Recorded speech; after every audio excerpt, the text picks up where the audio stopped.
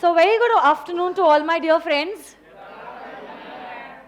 हम लोग सबसे पहले क्या करेंगे, ये मीटिंग्स का जो चार्ट है उसे इन डिटेल एकदम थॉरली रिवाइज करेंगे and then we will have a quiz. एक एक सवाल मैं आपको पूछती जाऊंगी. Everyone has to be involved in the revision process. Always remember this revision is for you, not for me. कोई भी मीटिंग को वैलिडली कंडक्ट करने के लिए हमें 3 C's चाहिए. The meeting shall be properly conveyed, it shall be properly constituted and it shall be properly conducted. सबसे पहली बात, the first C talks about a meeting shall be properly conveyed. जो message आपने पास ऑन किया है meeting को conduct करने का, ये प्रॉपर तरीके से किया जाना चाहिए and by a proper authority. तो सबसे पहली बात, who is the person who is authorized to call for a meeting? अगर मैंने बोर्ड ऑफ डायरेक्टर्स कहा है, क्या सिंगल डायरेक्टर को मीटिंग बुलाने का पावर है? बट अगर डायरेक्टर्स चाहे, क्या अपना पावर किसी और को डेलीगेट कर सकते हैं? तब ये जो कोई और है, क्या उसको पावर मिल जाएगा मीटिंग बुलाने का? हाँ या ना? Next, what is the adequate length of a notice? Come on tell me. 21 clear days. ये 21 क्लियर डेज मतलब मुझे 21 डेज के पूरे 24 घंटे चाहिए. तो अब क्योंकि मुझे पूरे 24 आवर्स चाहिए, अगर मैंने नोटिस को पोस्ट किया है, 4 दिन एक्सक्लूड हो गए. कौन से है ये 4 दिन? बोलो. Date of dispatch, date of meeting and 2 days for transmission. वहीं पे अगर मैंने ई मोड, इलेक्ट्रॉनिक मोड, जैसे कि फॉर एग्जांपल ईमेल के थ्रू नोटिस भेजा है, मैं 2 ही दिन एक्सक्लूड करूंगी. कौन से 2 दिन? Date of dispatch and date of meeting. क्या बात है. Next point to you all is, अगर आपकी कंपनी सेक्शन 8 कंपनी है, कितने क्लियर डेज? 14 clear days. चलो, लेंथ ऑफ नोटिस में शॉर्टफॉल हो गया, लगते हैं 21 क्लियर दिन हुए, 19 क्लियर दिन, 19 क्लियर दिन. अब ऐसे केस में can this shortfall be condoned? Be condoned मतलब can it be forgiven by how many percent members? 95% of the members. AGM की बात है. बट अगर अदर देन एजीएम है और company is having share capital, 2 conditions एक साथ पूरे करने हैं. 1, एक तो मेजॉरिटी मेंबर्स होने चाहिए and plus they should be holding at least 95% of the total paid up share capital. But if the company is not having share capital, कितने लोगों की मंजूरी लेनी होगी? 95% of the members having total voting power. ये जो meeting की notice होती है, इसमें क्या 4 चीजें लिखी होती है? बोलो. Day, place, time, agenda. वापस से, डे. अगला सवाल, किन किन लोगों को ये नोटिस डिस्पैच की जाएगी? Each and every member. अगर मर गया है, लीगल इंसॉल्वेंट हो गया तो ऑफिशियल, साथ ही साथ ऑडिटर, साथ ही साथ. तो दिस अगर एक्सीड, अच्छा पहली बात तो बताओ, डेलिब्रेट ओमिशन, जानबूझ के किसी मेंबर को आपने notice the, proceedings will be in. But deliberate नहीं था, गलती से मिस्टेक हो गई, एक्सीडेंटल ओमिशन, नॉट इनवैल. तो शब्द आप वैसे ही इस्तेमाल करोगे जो सेक्शन 101 में इस्तेमाल किए गए हैं. Proceedings will not be invalid. अगला, कॉन्स्टिट्यूशन से रिलेटेड पहला पॉइंट है quorum. Quorum means the minimum number of members who have to be present in order to start a meeting. अगर आपकी प्राइवेट कंपनी है, कोरम की रिक्वायरमेंट क्या है? Public company 5, 15, 30 depending upon how many number of members are there in your company. So अगर आपकी company में number of members is up to 1000, quorum क्या होगा? More than 1, up to 5000, more than 5000. अच्छा, ये जो 5, 15, 30 है या ये 2 है, are the members who should be personally present. अगर मैं चाहूँ कि अपने आर्टिकल्स में हायर नंबर प्रिस्क्राइब कर सकती हूँ. अगर मैंने आर्टिकल्स में हायर नंबर प्रिस्क्राइब किया है, कोरम क्या होगा? एक्ट का दिया हुआ या आर्टिकल्स का दिया हुआ? क्या मुझे दोनों भी चीजें पूरी करना अब जरूरी है? अब एक्ट के साथ साथ I will also comply with my articles. Are proxies counted for quorum purpose? Are preference shareholders counted for quorum purpose? Are representatives counted for quorum purpose? Yes. Quorum कितने घंटों के अंदर चेक करते हो? Within the first half an hour. Within the first half an hour, quorum is not present, meeting का क्या हो जाएगा? Adjourn according to the articles. Article silent है, कौन डिसाइड करेगा? बोर्ड ऑफ डायरेक्टर्स ने भी डिसाइड नहीं किया. Automatically by operation of law according to section 103 meeting कब अडजर्न होगी? Same day, same place, same time, next week. Very good. But if it is a meeting called by the members and quorum is not present, the meeting shall stand. क्या बात है, very good. आप लोग मुझे बताओगे proxy क्या आप appoint कर सकते हो अगर आपको खुद मीटिंग अटेंड करना पॉसिबल नहीं हो रहा है? प्रॉक्सी को अपॉइंट करने का फॉर्म नंबर बताइए. MGT 11. This form has to be submitted with the company before from the commencement of the meeting. अच्छा, अगर मैंने आर्टिकल्स में 48 आवर्स से ज्यादा का कुछ समय लिखा है, क्या माना जाएगा? जैसे कि मैंने 48 आवर्स ही लिखा हुआ है. अच्छा, एक बात बताइए मुझे कि ऐसा हुआ, आर्टिकल्स कहते हैं 72 आवर्स, एक्ट कहती है 48 आवर्स. एक मेंबर ने MGT 11 सबमिट किया 60 आवर्स बिफोर द मीटिंग. चलेगा या नहीं चलेगा? मैंने कहीं तो नहीं सुना आपने. चलेगा या नहीं चलेगा? चलेगा, क्योंकि क्या हम ये 72 को 48 मानेंगे? तो 48 आवर्स पहले सबमिट होना चाहिए. इसने तो 60 आवर्स पहले सबमिट किया है. दौड़ेगा, हाँ या ना? क्या बात है, अच्छा ही है. नेक्स्ट आप लोग मुझे बताओगे MGT 11 एक्ट कहता है आर्टिकल्स में हमने कुछ प्रॉक्सी फॉर्म प्रिस्क्राइब किया था. मेंबर ने आर्टिकल्स का प्रॉक्सी फॉर्म ना भरते हुए भरा MGT 11 और कंपनी के पास सबमिट किया. चेयरमैन ने प्रॉक्सी अपॉइंटमेंट इनवैलिड बताया. वैलिड या इनवैलिड? मतलब जो कंटेंशन है चेयरमैन का, सही या गलत? क्या हमने फाइनली एक्ट की रिक्वायरमेंट्स को कंप्लाई किया है? तो प्रॉक्सी अपॉइंटमेंट वैलिड और invalid? As a member can I inspect the proxies deposited, but will I have to give a prior notice? How many days prior notice? From when can I start the inspection? 24 hours before the meeting. कब तक inspection possible है? Till the conclusion of the meeting. Next point आप मुझे बताओगे, मैंने proxy appoint किया, but मैं भी गई, proxy भी गया, मैंने भी वोट किया, proxy ने भी वोट किया, किसका वोट वैलिड होगा? जैसे ही मैं मीटिंग में जाती हूँ, will it act as automatic revocation of the appointment of proxy? हाँ है ना? अगला सवाल, proxy 1, proxy 2. So prior proxy, later proxy, दोनों भी गए, दोनों ने भी वोट किया, किसका वोट वैलिड होगा? वाई लेटर का? Appointment of later proxy will act as revocation of prior appointed proxy. Yes और no guys? provided later proxy is appointed validly within the time limits given under the act. Yes or no guys? Are representative counted for quorum purpose? Central government का, state government का, कोई company का, corporation का, अगर कोई representative आया है, माना जाएगा जैसे कि he is a member personally present, thus he will be entitled to vote and will also be counted for quorum purpose. Preference share holders की मीटिंग है. किसकी मीटिंग है? सारे preference shares are held only by one person. Meeting preference share holders की थी, notice एक ही बंदे को गई, क्योंकि सारे के सारे शेयर्स वही होल्ड कर रहा है. नोटिस एक ही के पास गई, आया एक ही बंदा, रेजोल्यूशन एक के सामने ही प्रेजेंट किया गया, उसी ने वोट किया और माना गया रेजोल्यूशन पास हुआ है. पास हुआ या नहीं हुआ है? मीटिंग वैलिड और इनवैलिड? अरे बट कम से कम 2 लोग लगते हैं कोरम के लिए. इस एक्सेप्शनल केस में क्या NCLT ने कोरम माना गया है कि वो एक ही बंदा वैलिड होगा, हाँ है ना? बट कुछ ही समय बाद एक दूसरा केस आया ना, 50 प्रेफरेंस शेयर होल्डर्स थे. कितने प्रेफरेंस शेयर होल्डर्स थे? आया एक ही बंदा. However, this person held the proxies for 49 members. Meeting valid or not valid? Quorum है या नहीं है? अगर कोरम नहीं है, क्या मीटिंग अडजर्न हो जाएगी? अच्छा, एक सवाल पूछना था, अगर अडजर्न मीटिंग में भी adjourn for want of quorum, members का कोरम नहीं मिला, तो क्या होगा?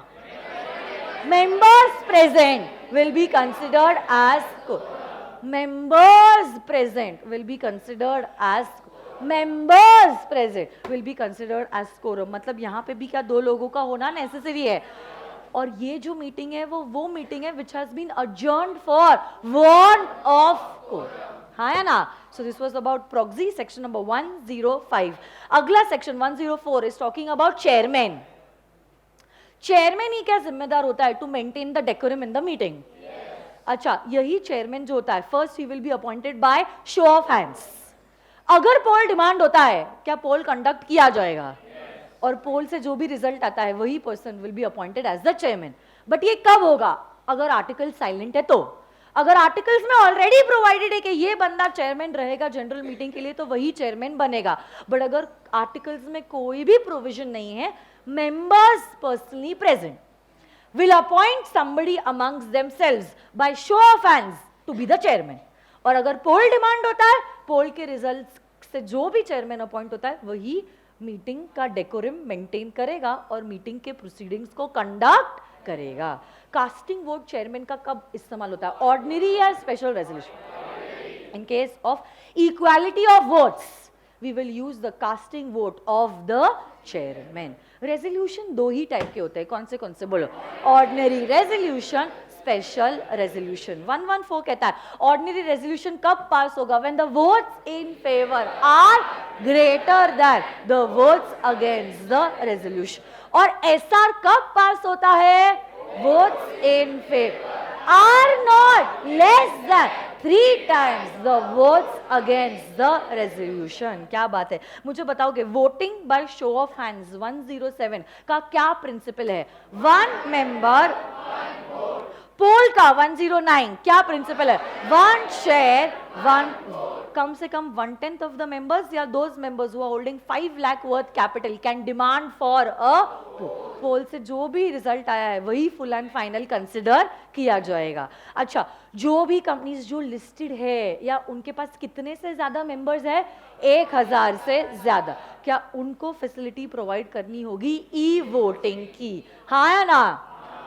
जब आप मेंबर्स को नोटिस डिस्पैच करते हो, डे प्लेस आर एजेंडा तो लिखोगे, हाँ या ना?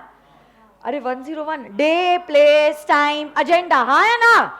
उसके साथ साथ क्या आपको ये भी लिखना पड़ेगा कि हमारी कंपनी आप मेंबर्स को ई वोटिंग की फैसिलिटी दे रही है.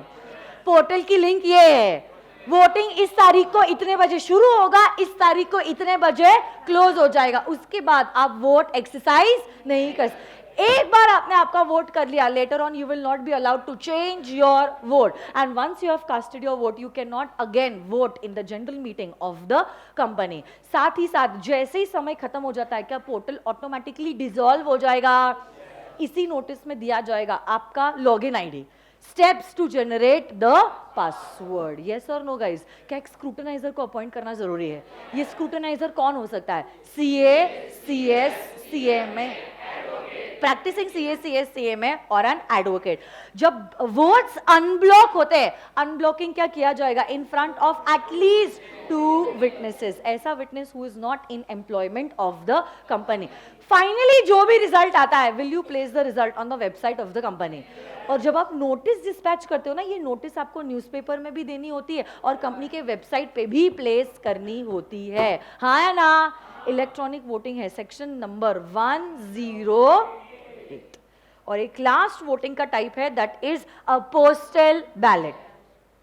9 रेजोल्यूशंस है, 9 रेजोल्यूशंस जो हर कंपनी को कंडक्ट करने होते हैं by way of a postal ballot, except for an OPC and for those companies who have less than 200 members.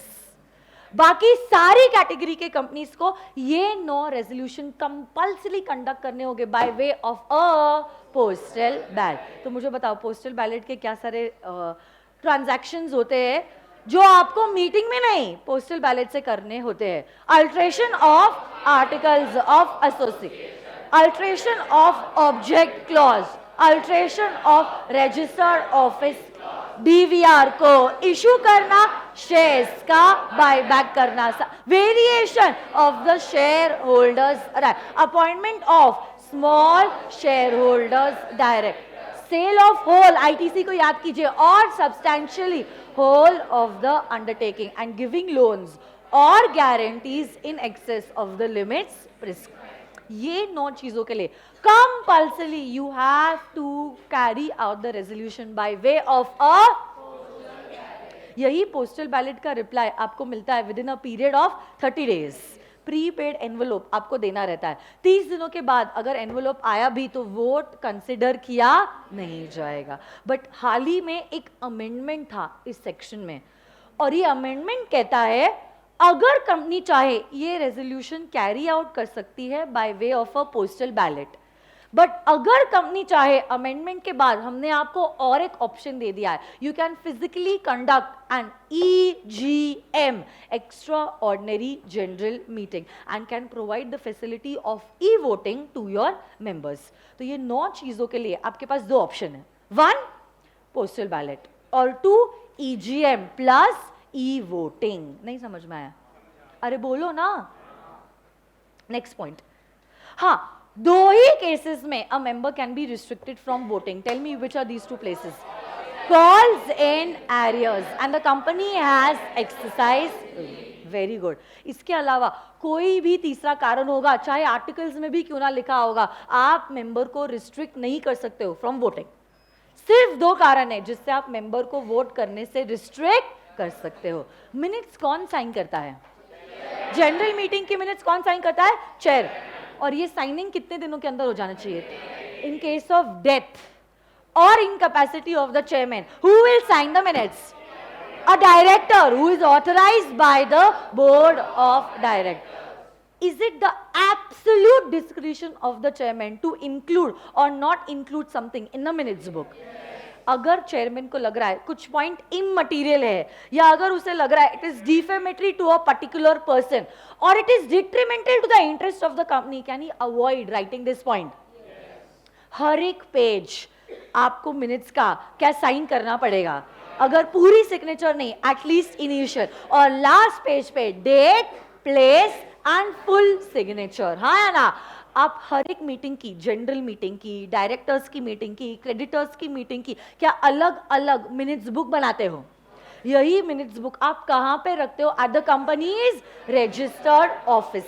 As a member do you have a right to inspect the minutes book?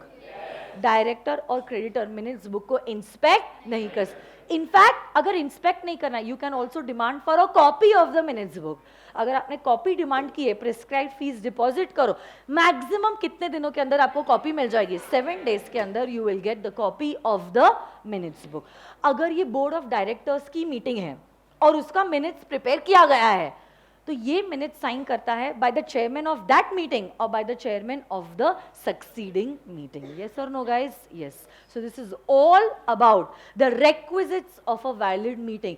तीनों सीज के सारे बच्चे अगर पूरे हुए तो ही आपकी मीटिंग वैलिड है, नहीं तो आपकी मीटिंग की प्रोसीडिंग्स वैलिड कंसिडर नहीं किए जाएंगे। हाँ या ना?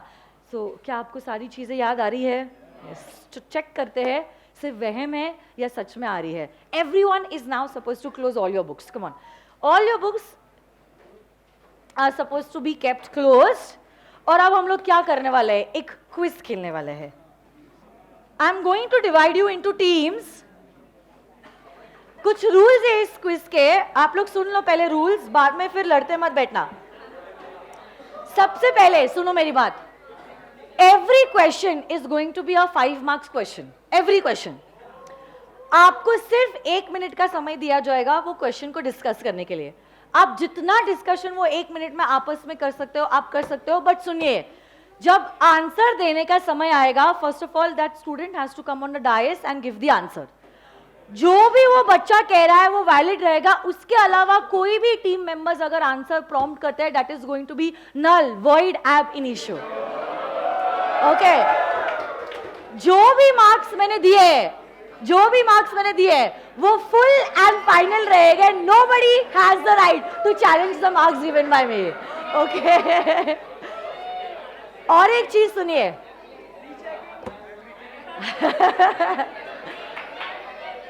अगर सुनो मेरी बात, अगर टीम ए को जवाब देने नहीं आ रहा है, the question will automatically pass to team B.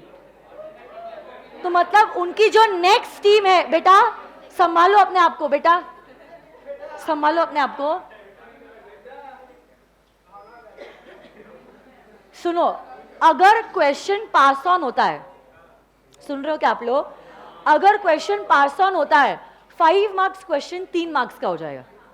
It will not remain a 5 marks question, और वो दूसरी टीम को भी अपना एक रिप्रेजेंटेटिव इलेक्ट करना है, और वही बच्चा जो है वो आएगा और जवाब देगा। देखो बेटा, संभालो अपने आप को। जब आंसर देने का सवाल आता है, सुनो रे, you can give your answer. मतलब सपोज आपकी टीम है, आपने जवाब दिया है, आप ही वो जवाब दे सकते हो। You are representing your team, you all can discuss it in that 1 minute. Next time किसी और को ही जाना होगा, आप वापस नहीं आ सकते हो। So look, I will tell you, आप लोग मेरी बातें सुनोगे ना तो आपको कुछ समझेगा ना। कैसे मैं आपकी टीचर हूं, थोड़ी बहुत इज्जत दे दो मेरे को, है ना। सुनो, जैसे कि से फॉर एग्जाम्पल डी ग्रुप में हर्षिल ने जवाब दिया पहला सवाल। एक बार हर्षिल जवाब दे देता है, नेक्स्ट टाइम जब डी का वापस से क्वेश्चन आएगा, उनका समय आएगा, या तो फिर अगर सपोज सी ने जवाब गलत दे दिया तो डी के पास पास ऑन होगा, तो Harshil can not give the answer. Any other team member in group D can give the answer. Why I am telling you, मैं चाहती थी तो ये क्लॉज नहीं डाल सकती थी, बट मैंने क्यों डाला है, दिस पॉइंट नहीं, सबको मौका तो ये चीज है, but I will tell you what happens is, सिर्फ बुक की पढ़ाई करना is not everything. Let me tell you one thing, बहुत सारी चीजें होती है जो आपकी पर्सनालिटी के डेवलपमेंट में करना जरूरी होता है, to be a polished person, a polished chartered accountant. अरे भगवान, और उसमें से one of the thing is stage courage. Okay, public speaking skills आप लोगों में होना चाहिए। I have the full right to disqualify any team और एनी स्टूडेंट। ओके, तो अगर मुझे लग रहा है कोई भी बच्चा मिसबिहेव कर रहा है या बातें कर रहा है, मैं उस टीम को डिस्क्वालीफाई कर सकती हूँ without giving it a second thought कि उन्होंने सही जवाब दिए, होशियार है, सब कुछ सही हो रहा है। ओके, तो होशियार होने के साथ साथ you also have to be well behaved and disciplined, okay? सुनो ना मेरी बात। तो ये छोटे से क्लासरूम के तहत मैं आपको प्लेटफॉर्म देना चाहती हूँ in order to build your stage courage. देखो, एज अ चार्टर्ड अकाउंटेंट बहुत बार होगा, कैसे हो रहे तुम लोग, कितने खराब हो, आपको बहुत बार आपके क्लाइंट्स के सामने, या आपको अगर आप बिग फोर्स में अभी वो 1 घंटा है ना हमारे पास, हर एक टीम को 3-3 सवाल मिलेंगे, मतलब 15 मार्क, और फॉर्चुनेटली अगर सवाल पास ऑन होता है तो आपको एडेड एडवांटेज मिल जाएगा। ओके, तो प्रे कीजिए आपको सारे सवालों के जवाब आ रहे हैं और आपकी पहले वाली टीम के सवालों को जवाब नहीं आ रहे हैं। ओके, तो वही एग्जामिनेशन में भी होता है, लक फैक्टर। 10% लक है और 90% मेहनत है। So I am starting with the quiz. Okay, I have my stopwatch in my hand, या तो फिर आप लोग ये घड़ी भी जो है इसमें सेकेंड्स का काटा है, थोड़ी सी कम करना बस, ये आप प्रिफर कर सकते हो। सो यस, स्टार्टिंग विथ, अच्छा एक बात सुन लो, हो सकता है मैंने टीम ए को ये सवाल दिया है बट May 20 में ये सवाल आ जाए, तो आप ऐसे मत करना कि टीम ए का सवाल है एफ तक कहां जाएगा, आप लोग एकदम लाइटली सवाल को देख रहे हो। Don't do that, be involve in every question. ये क्विज मैं क्यों कंडक्ट कर रही हूं, so that we are doing the learning process in a fun manner। जो ट्रेडिशनल मेथड चलता था वो तो चलते ही आ रहा है, बट इसमें बहुत ज्यादा मजा आता है और सब्जेक्ट में इंटरेस्ट बनता है, इसलिए I am conducting this quiz. But ऐसा एटीट्यूड नहीं होना चाहिए कि टीम ए को है, अगर गलत होता भी है तो बी, नहीं तो सी, नहीं तो डी सही जवाब दे ही देगी, एफ तक कहां हमारा नंबर आने वाला है, हम लोग टाइम पास करते हैं। ऐसा अप्रोच बिल्कुल भी मत रखना, क्योंकि आई एम टेलिंग यू, हो सकता है एक आधी टीम को क्वेश्चन पूछा गया है बट एग्जामिनेशन तो सबकी है, और ये सारे सवाल जो मैं आपको पूछने वाली हूं, these are not questions that I have drafted, these are all the questions which ICAI has asked in the past examination papers।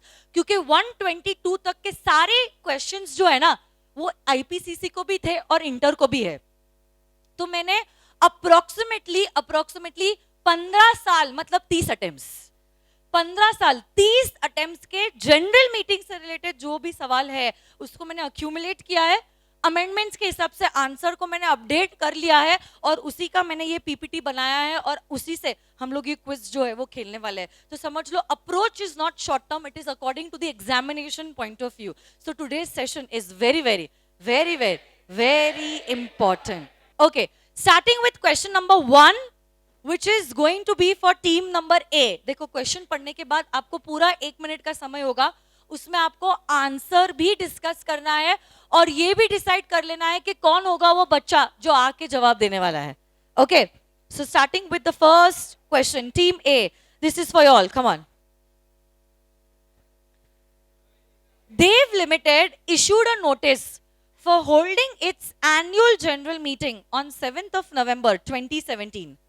The notice was posted to the members on 16th of October 2017.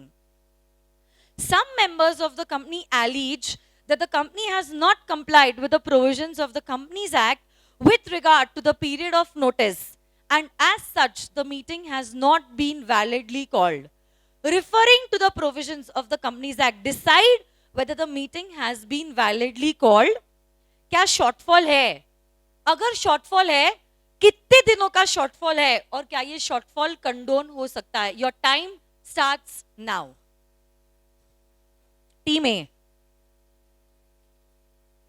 you all can remove your notebooks, I don't mind, but textbooks किसी के हाथ में नहीं होनी चाहिए. If I find any student cheating, the full group will be disqualified.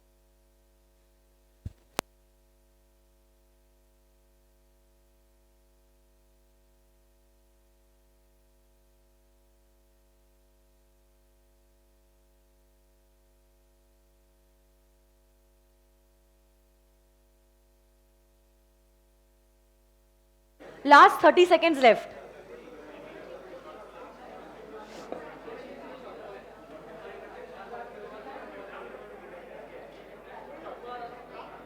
Last 15 seconds. हो गया?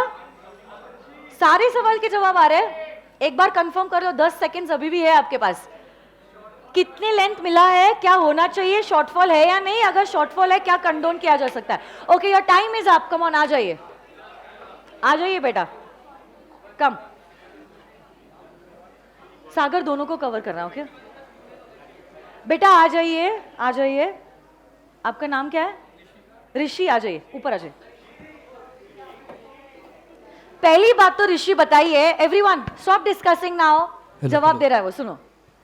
कितने लेंथ की नोटिस लीगली होनी चाहिए? 21 days plus 2 days extra. मतलब डे ऑफ, मतलब जब नहीं नहीं, आप मुझे सिर्फ जनरली बोलो कितने लेंथ नोटिस होनी चाहिए. 21 क्लियर डेज. ओके, और यहाँ पे इस केस में देव लिमिटेड की जो नोटिस है वो कितने लेंथ की है? 2 दिन का शॉर्टफॉल हो रहा है. 2 दिन का शॉर्टफॉल हो रहा है, मतलब कितने दिन? मतलब मैम, मतलब 19 डेज. 19 क्लियर डेज की नोटिस है, शॉर्टफॉल 2 दिनों का है.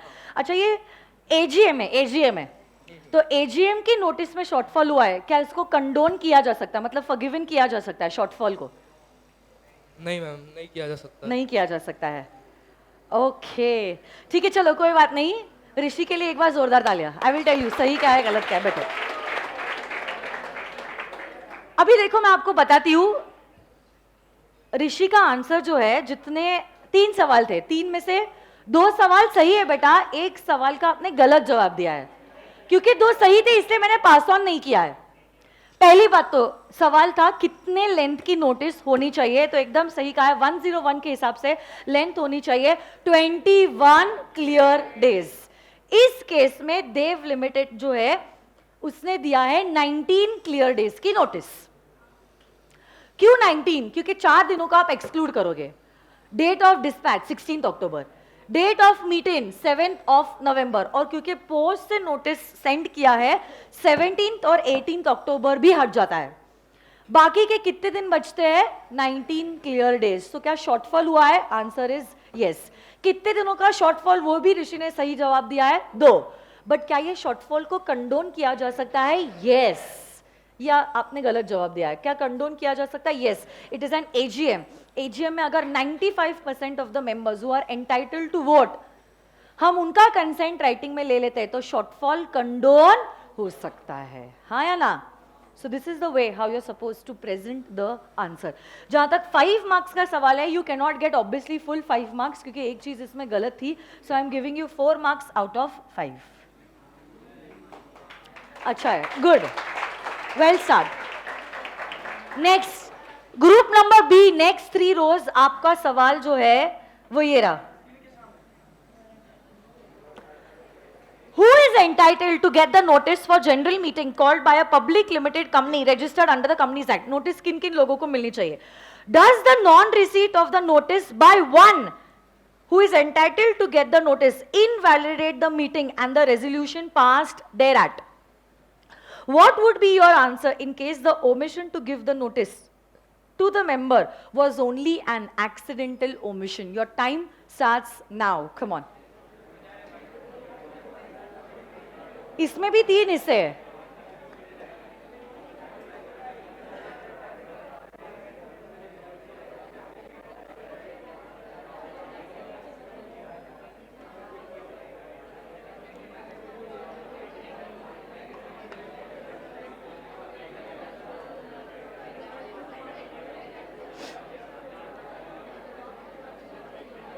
हो गया बेटा, आ जाइए, बहुत समय बचा, अभी तो और 30 सेकेंड्स बचे हुए. इनकी जैसे गलती मत करो, 2 बार कंफर्म कर लो नहीं तो मारेंगे आपके ग्रुप वाले. 20 सेकेंड्स बचे हुए.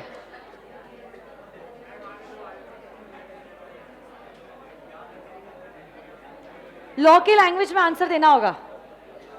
यहां पे कुछ कीवर्ड्स है.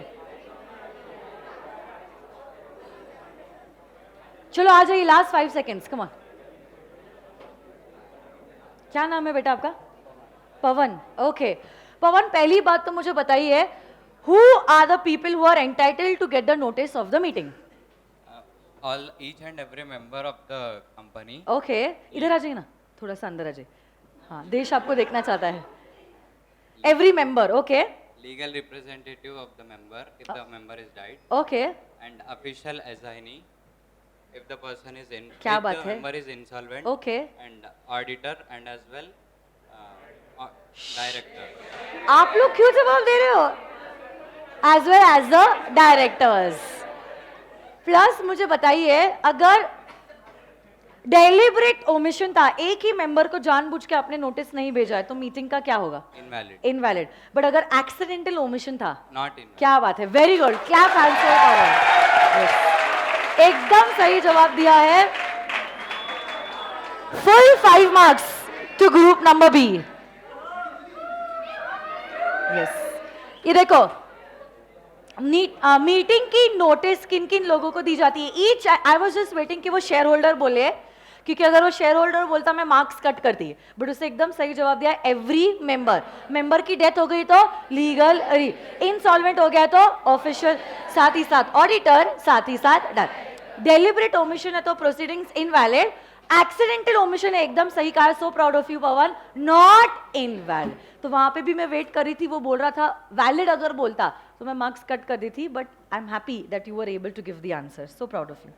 Next, group number C, Dushyant and group.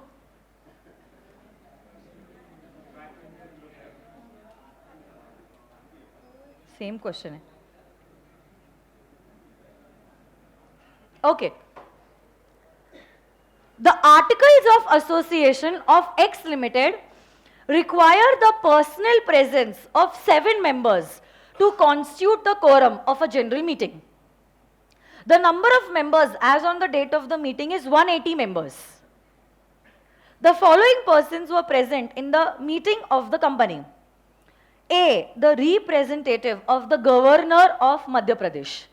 B and C, shareholders of preference shares. D, representing Y and Z Limited, both. E, F, G, H as proxies of shareholders. Can it be said that the quorum in the meeting is present? Your time starts now. Quorum present है या नहीं? पहले बताओ इस case में quorum कितना होना चाहिए लीगली एक्ट के हिसाब से, और बाद में बोला quorum आया है या नहीं आया. एक एक पॉइंट पूछूंगी हाँ मैं.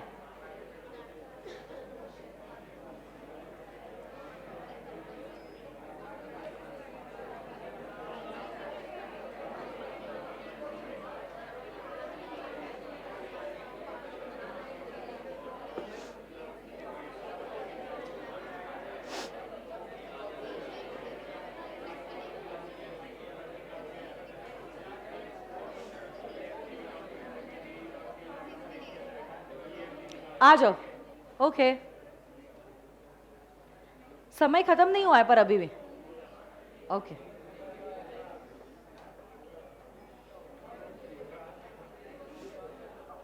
क्या नाम है आपका? विशाल. विशाल बताइए मुझे एक्स लिमिटेड के केस में, इस पर्टिकुलर केस में एक्ट के हिसाब से कोरम कितना होना चाहिए? 7 मेंबर्स. एक्ट के हिसाब से एक्ट के हिसाब से 5 मेंबर्स. और आर्टिकल्स के हिसाब से 7 मेंबर्स. तो इस केस में आप 5 लाना चाहोगे या 7 लाना चाहोगे? 7 मेंबर्स. 7 लाना चाहोगे. एक एक करके आप मुझे बोलते जाओ, मैं पूछती हूँ आपको. A representative of the governor count करेगा या नहीं करेगा? ये काउंट होगा. काउंट होगा. Okay. B and C share holders of preference shares, हाँ या ना? ये काउंट होगा. हो गए. Okay. 1 2 3. D representing Y and Z, ये 2 काउंट होंगे इसके. 2 काउंट हो गए. ओके. और E F G H as proxies of share holders count नहीं होंगे. काउंट नहीं हो गए. अच्छा, तो कोरम कितने का चाहिए 7 का. और मिला कितने का है? 5 का. तो मीटिंग वैलिड है या इनवैलिड है? मीटिंग एडजर्न होगी, भी इनवैलिड नहीं है. Okay fine. मीटिंग अडजर्न होगी फॉर वांट ऑफ कोरम. ठीक है, कोई बात नहीं, आप बैठ जाओ, मैं आपको बताती हूँ. Clap hands for Vishal. Okay, let me tell you one thing. सबसे पहले उसने एकदम सही शुरू किया था जवाब, कहते हुए कि पब्लिक कंपनी है, पब्लिक कंपनी अप टू 1000. तो कोरम कितना चाहिए एक्ट के हिसाब से? 5. आर्टिकल्स कितना कह रहे हैं? 7. तो अगर आर्टिकल 7 कह रहे हैं, एक्ट 5 कहता है in this meeting we will require how many people as quorum? 7. पहला उसने एकदम सही कहा है. A is the governor of Madhya Pradesh, representative है, काउंट होगा या नहीं होगा? will be considered as a member personally present, will be counted. 1 एकदम सही था. B and C shares of preference shareholders are not counted बेटा विशाल for quorum purpose. Vishal, preference shareholders are not counted for quorum purpose. तो ये आपका जो point था, ये पॉइंट नंबर 2, ये गलत हो गया. D is representing Y and Z will be counted as 2. और E, F, G, H proxies are not counted for quorum purpose. तो quorum कितने लोगों का आया? 3. चाहिए कितने? 7. So meeting will get adjourned. हाँ या ना? So basically बाकी सब कुछ आपका सही था except for 1 point. So that is why I'm giving you 4 out of 5. Okay, फिर भी कोई बात नहीं. Well tried. And let me tell you, institute में भी आपने जितना सही लिखा होता है उसके हिसाब से आपको मार्क्स मिलते हैं. ओके, सो ऐसा नहीं होता मिले तो पूरे 5 मार्क, ना मिले तो 0. ऐसे स्टेप वाइज मार्किंग, चाहे वो थ्योरी पेपर है या चाहे वो प्रैक्टिकल पेपर है, सभी में स्टेप मार्क्स आपको मिलते हैं. Next is to group D. Harshil and group, answer बोलो ना बेटा. ऐसे एक एक करके आपको लिखना पड़ेगा. सबसे पहले आप रेफरेंस में बताओगे. बेटा सारे आंसर्स आपके क्वेश्चन बैंक में, ये सारे क्वेश्चंस क्वेश्चन बैंक के ही है. Okay, so don't worry. हाँ, कुछ एडिशनल क्वेश्चंस हो गए जो मैंने डाले हैं, बट आपको जवाब देने आ रहा है. हाँ, क्वेश्चन बैंक में सिर्फ हिंट दिए मैंने, पूरा आंसर नहीं लिखा. इसमें मैंने एकदम शिद्दत से लिखा है सब कुछ, एकदम इज्जत से, क्योंकि क्वेश्चन बैंक में सारे हिंट्स ही है ना. यहाँ पे मैंने खुद आंसर्स प्रिपेयर किए तो एकदम डिटेल में मैंने लिखा है सब कुछ. Okay, I will share you the PDF. Fine, सुनो. DJA Company Limited has only 50 preference shareholders. A meeting of the preference shareholders was called by the company for amending the terms of these shares. Mr. A was the only preference shareholder who attended the meeting. He, however, held the proxies from the all other shareholders. He took the chair, conducted the meeting, passed the resolution for amending the terms of the issue of these shares, referring to the provisions of the Companies Act, examined the validity of the meeting, and the resolution passed there at your time starts now. Come on, group number D.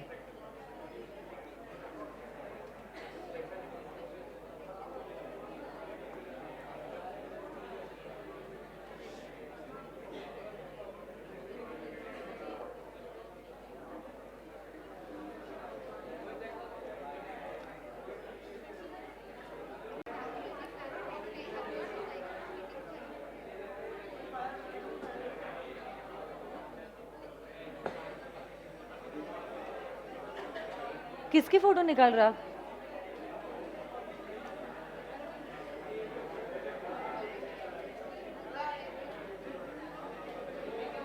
बाप रे बाप, करोड़ों की deal चालू है वहां पे. Okay आखिरी कुछ सेकेंड्स बचे हुए, last 10 seconds, last 5 seconds. Okay, your time is up. Come on. Who is coming to give the answer? आ जाइए. आशीष.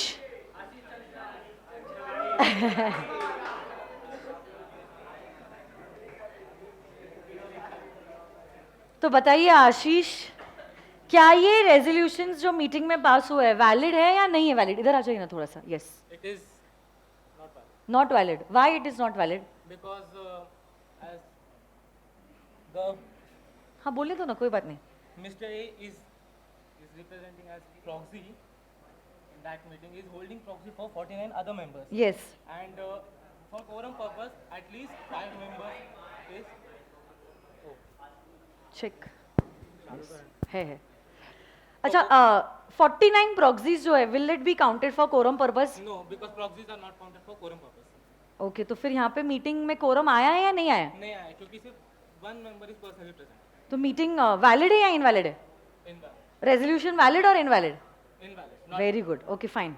Clap hands for this. Mic.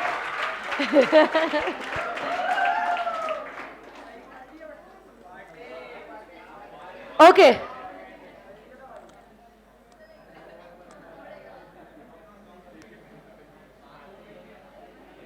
So yes, सुनो ना मेरी बात. ये जो मीटिंग है इट इज नॉट वैलिड. इसके पहले जो केस हुआ था उसमें ऐसा था कि एक ही मेंबर प्रेजेंट था, बट क्योंकि वही एक बंदा सारे के सारे शेयर्स होल्ड कर रहा था इसीलिए ट्रिब्यूनल ने मीटिंग को वैलिड माना था. बट इस केस में अगर हम चाहे हम 2 मेंबर्स को ला सकते हैं और प्रॉक्सीज कोरम के लिए काउंट नहीं होते हैं. So meeting is not valid. Resolution pass thereat will not be considered as valid. Next group number E आ जाइए.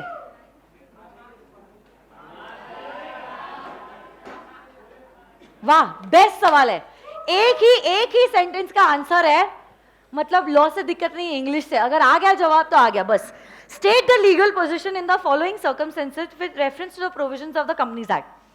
At an adjourned extraordinary general meeting of a public company, adjourned for want of quorum, only 3 members are personally present. Your time starts now. Best सवाल है ये, मतलब gold medal to the examiner. ये examiner को देना चाहिए.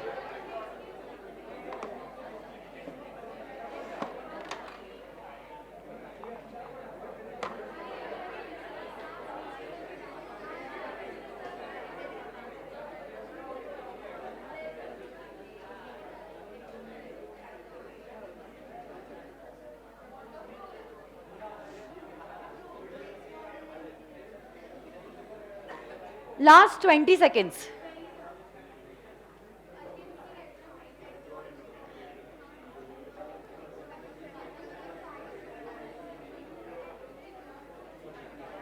कौन सा ग्रुप जवाब दे रहा है? आप लोग क्या?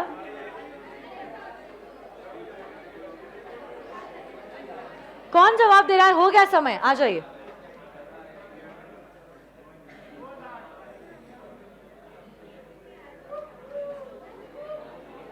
आपका नाम भूल गई मैं.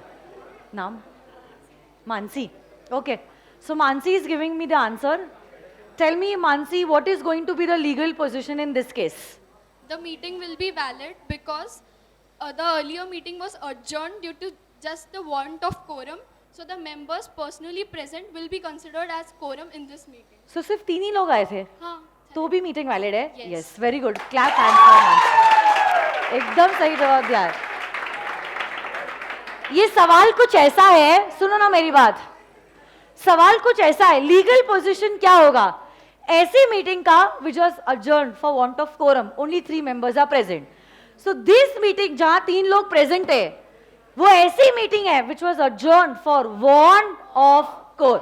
So in this meeting the members personally present will be considered as the quorum.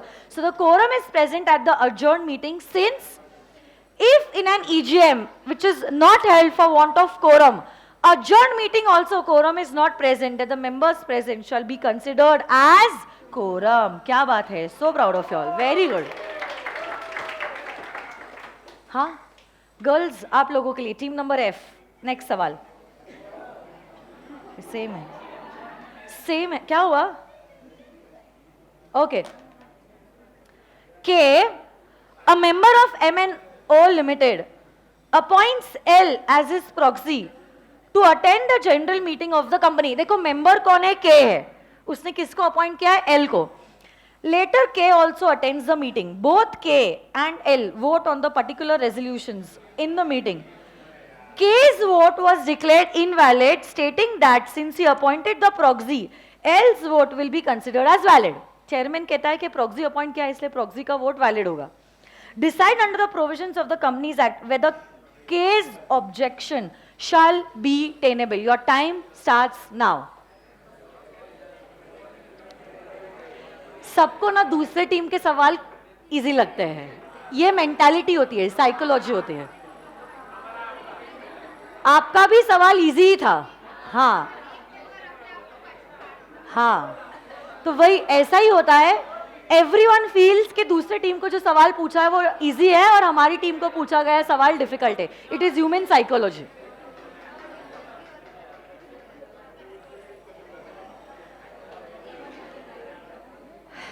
ये मेडल्स आप लोगों का वेट कर रहे हैं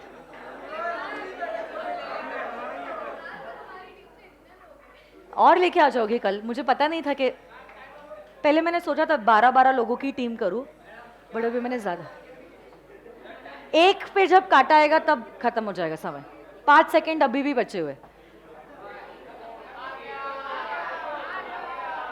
ओके टाइम इज अप आ जाइए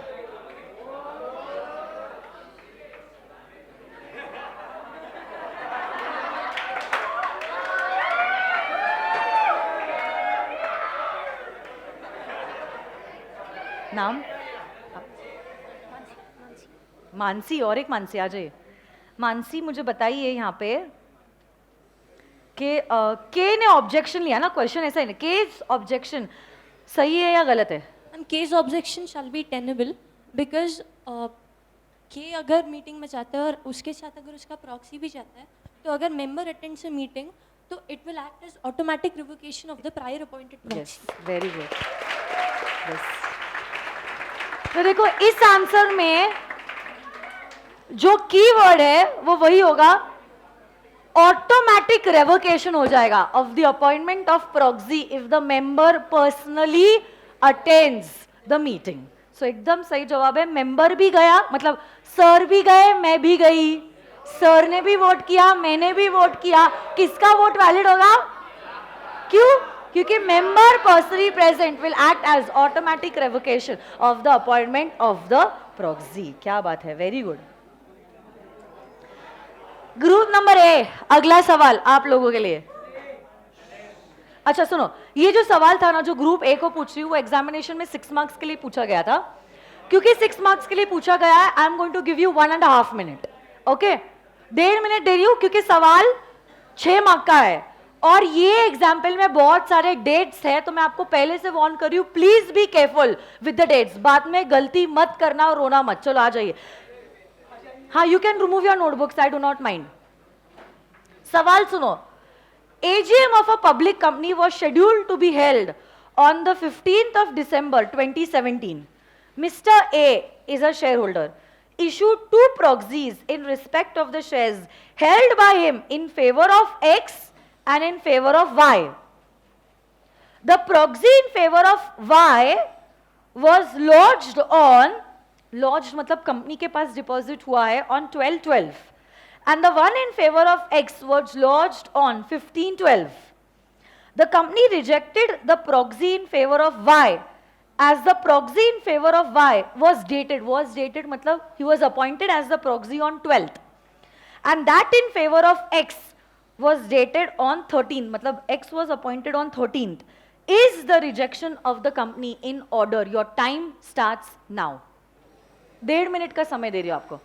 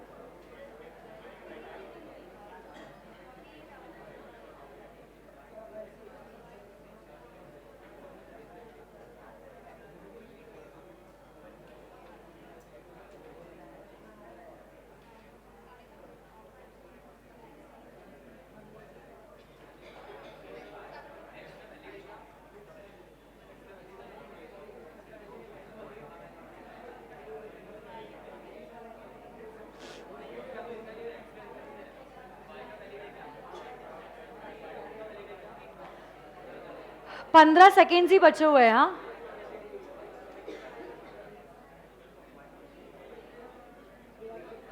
लास्ट 10 सेकेंड्स. आ रहे हो? ओके, आ जाइए. The same student can not give the answer. Okay, so अभी राउंड 2 हमारा शुरू हो चुका है. आ जाइए, आ जाइए. हाँ, पहले इसमें तो इसने जवाब दिया था ना. आ जाओ, ऋषि ने. आ जाओ. बताइए मुझे, क्वेश्चन ऐसा ही है. Is the rejection of the company in order? Company ने ये जो रिजेक्ट किया है, ये ऑर्डर में है या नहीं है? मैम एक्स का रिजेक्शन ऑर्डर में है क्योंकि एक्स का लॉज जो प्रॉक्सी फॉर्म लॉज हुआ था वो 48 आवर्स के पहले नहीं हुआ था और proxy of Y is valid नहीं वो होना चाहिए तो रिजेक्शन ऑर्डर नहीं है, ऑर्डर में नहीं है. नहीं नहीं, आप थोड़े से कंफ्यूज हो रहे हो. अच्छे से मुझे पूछो, अब मुझे बोलो. देखो सवाल क्या पूछा है, कंपनी ने किसका रिजेक्ट किया है? मैं आपको बताती हूँ. वाई का रिजेक्ट किया है कंपनी ने.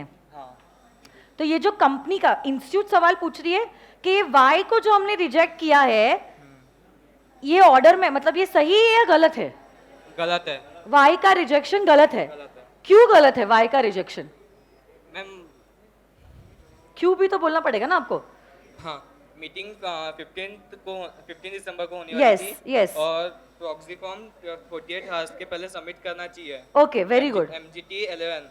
Yes, yes, yes. MGT 11 has to be submitted with the company 48 hours before the meeting. Okay. और प्रॉक्सी फॉर्म सबमिट हो गया था 14 दिसंबर को और 12 दिसंबर किसका? वाई का. वाई का 12th को हाँ हो गया था हो गया डिपॉजिट. था. तो किसका नहीं हुआ था? अरे बोलने दो ना उसको. एक्स का नहीं हुआ था. एक्स का नहीं हुआ था. तो हाँ. एक्स का अपॉइंटमेंट वैलिड है या इनवैलिड है? एक्स का प्रॉक्सी अपॉइंटमेंट वैलिड है या इनवैलिड है? एक्स का. एक्स का इनवैलिड है. एक्स का इनवैलिड है, मतलब वाई का Valid है. वैलिड है. मतलब वाई को जो रिजेक्ट करने का डिसीजन कंपनी ने लिया है वो गलत लिया है. Very good, clap hands for him. एकदम सही आंसर दिया है इसने. मैं आपको ये आंसर बताना चाहती हूँ कि कैसे इसको सॉल्व किया जाता है. सुनो ना मेरी बात. ये सवाल पता नहीं आप लोगों में से कितने को आया कितने को नहीं आया, बट मैं प्रिज्यूम कर रही हूँ आप लोगों को नहीं आया. अरे हो सकता है मेरा प्रिजम्पशन गलत है. अच्छा, आई एम प्राउड कि मेरा प्रिजम्पशन गलत है, मतलब मैंने सही पढ़ाया है आप लोगों को. बट फिर भी मेरा कर्तव्य है कि ये चीज को मैं आपको समझाऊं. सुनो, देखो, कंपनी की मीटिंग कौन सी तारीख की है? मीटिंग, अरे बोलो ना, 15 दिसंबर को है. अब देखो, इंस्टीट्यूट सवाल कुछ ऐसे पूछ रहा है, उल्टा उल्टा दिया है सवाल इंस्टीट्यूट ने. इंस्टीट्यूट ने पहले ये फैक्ट बताया है कि प्रॉक्सी फॉर्म कौन सा कब आया है, पहले उसने वो बताया, और बाद में इंस्टीट्यूट ने ये बताया है कि कौन सा प्रॉक्सी कब अपॉइंट हुआ है. तो देखो, ये तो तय है, 2 प्रॉक्सीज अपॉइंट हुए, एक है वाई और दूसरा है एक्स. अब अगर हम देखेंगे, वाई का जो प्रॉक्सी फॉर्म है it was dated on 12th और एक्स का जो प्रॉक्सी फॉर्म है it was dated on 13th. मतलब वाई को 12 तारीख को अपॉइंट किया है. जैसे कि ये वाई सर है जो मेरा एग्जाम्पल था ना, और ये एक्स मेरा फ्रेंड है. तो 12 तारीख को सर से झगड़ा हो गया, तो गुस्से में मैंने 13 तारीख को मेरे फ्रेंड को अपॉइंट कर दिया. But sir is very smart. जैसे ही सर को प्रॉक्सी की तरह अपॉइंट किया, ये देखो ना, proxy in favour of why was launched on the same day. Sir ने तुरंत उसी दिन प्रॉक्सी फॉर्म जो है वो कंपनी के पास डिपॉजिट कर दिया. बट फ्रेंड ने प्रॉक्सी फॉर्म डिपॉजिट किया ऑन विच डे? मीटिंग के दिन पे. 48 आवर्स पहले डिपॉजिट नहीं किया, मतलब इसका अपॉइंटमेंट ही इनवैलिड है. और क्योंकि इसका अपॉइंटमेंट इनवैलिड है, किसका अपॉइंटमेंट वैलिड है? वाई का. बट चेयरमैन ने क्या किया? वाई के अपॉइंटमेंट को रिजेक्ट कर दिया. और इंस्टीट्यूट सवाल ये पूछ रही है कि ये जो रिजेक्शन किया है वाई का, वो ऑर्डर में है या नहीं है. तो जवाब है it is not in order. तो मैंने आपको कहा था ना, ये इंस्टीट्यूट ने जवाब जो है अपने सजेस्टेड आंसर में वही दिया है कि लेटर अपॉइंटमेंट वैसे वैलिड होता है provided it has to be within the time limits prescribed under the act. So very good, your answer is totally correct. Full 5 marks into your pockets. Next, group number B आ जाइए. The chairman of the meeting received a proxy 54 hours before the time fixed for the start of the meeting. He refused to accept the proxy on the ground that the articles provided proxy must be filled 60 hours before the start of the meeting. Decide under the provisions of the Companies Act whether the proxy holder can compel the chairman to admit the proxy. Your time starts now. Reason के साथ yes या no में जवाब देना. क्यों ऐसा? उसको बुलाओ तो. बेटा चैट करने के लिए नहीं ये कर रहे.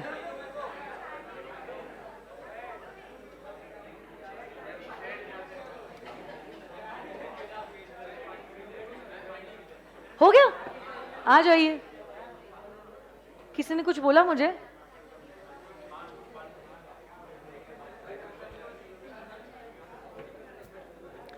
सो क्वेश्चन क्या है? प्रॉक्सी होल्डर क्या चेयरमैन को कंपेल कर सकता है उसका प्रॉक्सी एक्सेप्ट करने के लिए? कर सकता है. But before 48 hours as per the act. हाँ. But here in this question it is given 54 hours. हाँ. It is valid. But articles में तो 60 आवर्स लिखा है ना. But वो कर सकता है मैडम. क्यों क्यों क्यों? आपका आंसर सही है बट क्यों बताओ क्यों? But before 48 hours है ना. हाँ अग्रीड, उसने 48 आवर्स पहले सबमिट कर लिया है 54th आवर पे. But why? क्या होता है अगर हायर नंबर आर्टिकल्स में लिखा होता है तो उसको क्या माना जाएगा? 48 hours के पहले इसलिए वो वैलिड है. आई नो 48 आवर्स के पहले उससे सबमिट किया है तो वैलिड है. बट मेरा सवाल आपसे ये है, आर्टिकल्स तो 60 आवर्स कह रहे हैं ना. 60 आवर्स पहले तो सबमिट नहीं हुआ, 54 आवर्स पहले सबमिट हुआ है. But what you say? Act cannot overrule the articles. Articles can not override the act. But अगर आर्टिकल्स में 48 आवर्स से ज्यादा लिखा होता है तो क्या माना जाएगा? As per the articles ma'am. Articles में 48 hours लिखा है ना. बेटा आर्टिकल्स में 60 आवर्स लिखा है. एक्ट में 40 hours लिखा है और आर्टिकल्स में 60 hours लिखा है. मतलब एक्ट में जो 48 hours लिखा है वो उसके पहले हुआ है 60 hours में. हाँ. मतलब वो वैलिड है. हाँ बराबर है ना. तो मैं भी ये कह रही हूँ, आप जो सवाल कह रहे हो वो वैलिड है. अच्छा ठीक है, चलो कोई बात नहीं, मैं आपको बोलती हूँ. चलो clap hands for him.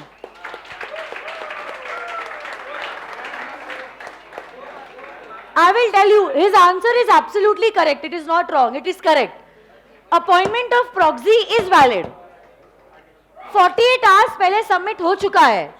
But ये मैं आपसे बेटा एक्सपेक्ट कर रही थी कि अगर आर्टिकल्स में 48 आवर्स से ज्यादा का समय लिखा जाता है, इट विल बी अज्यूम्ड कि हमने 48 आवर्स ही लिखा है. हम 48 आवर्स से ज्यादा का समय नहीं लिख सकते हैं. फिर आपको कहना होगा act will override the articles of association. समझ में आई या नहीं बात?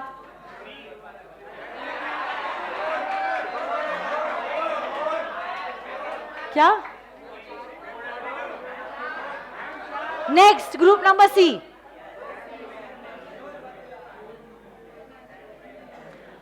AGM of MGR Limited was convened on 28th of December. Mr. J, who is a member of the company, approaches the company on 28th of December and demands the inspection of proxies lodged with the company. Explain the legal provisions stated under the Companies Act in this regard. Your time starts now. Group C, come on.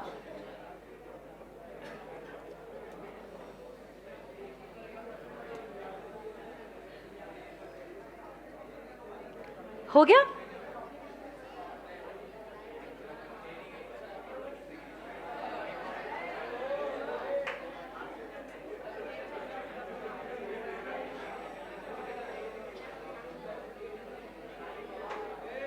Supriya,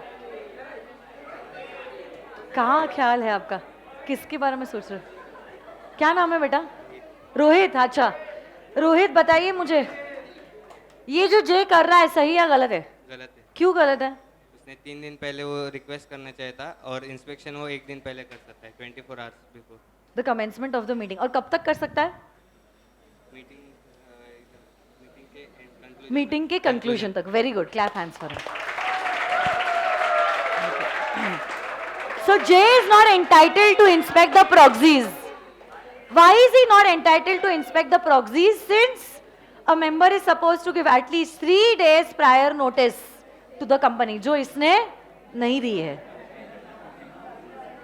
group number D, DEF पूरे 5 mark लाना, नहीं तो मुश्किल हो जाएगा. Okay, आ जाइए.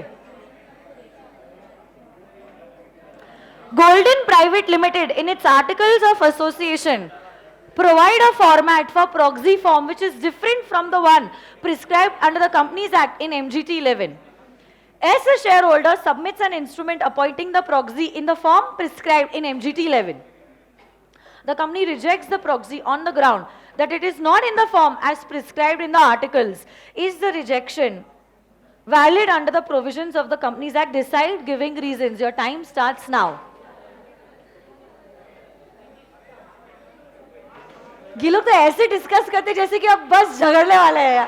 हाँ, मारने आ रहे हैं, एकदम तैयार पूरा. हाँ ना, मैं वही कह रही हूँ. लास्ट टाइम भी ऐसे डिस्कशन हुआ था, अभी भी ऐसे डिस्कशन हुआ था. बस लड़ने आ रहे हैं.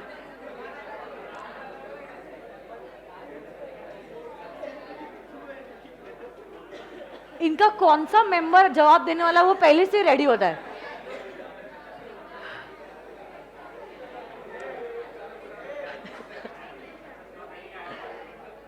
क्या नाम है बेटा आपका? यश. बोलिए यश.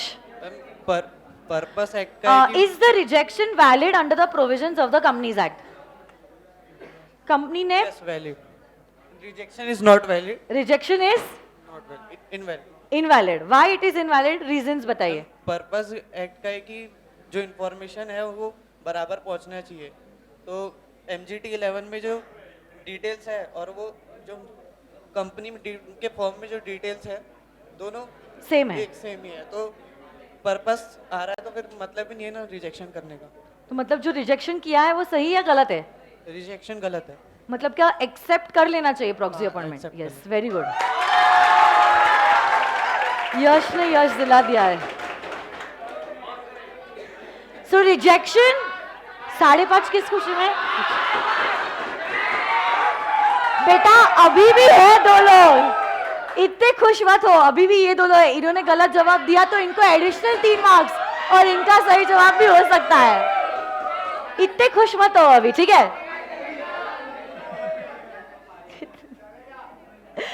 आ जाइए. आपका group E. C is a member of LS Company Limited holding some shares in his own name on which the final call money has not been paid, is denied by the company voting rights at the general meeting on the grounds of the articles which do not permit a member to vote if the shares are not fully paid up. Examine the validity of the company's denial to C of his voting right. Your time starts now. Come on. Mansi नहीं दे पाएगी जवाब. Anyone except for Mansi.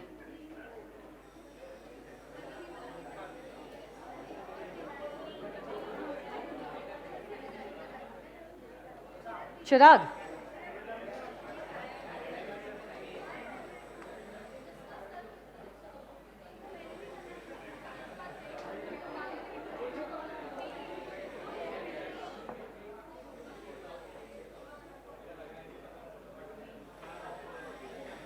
Last 30 seconds.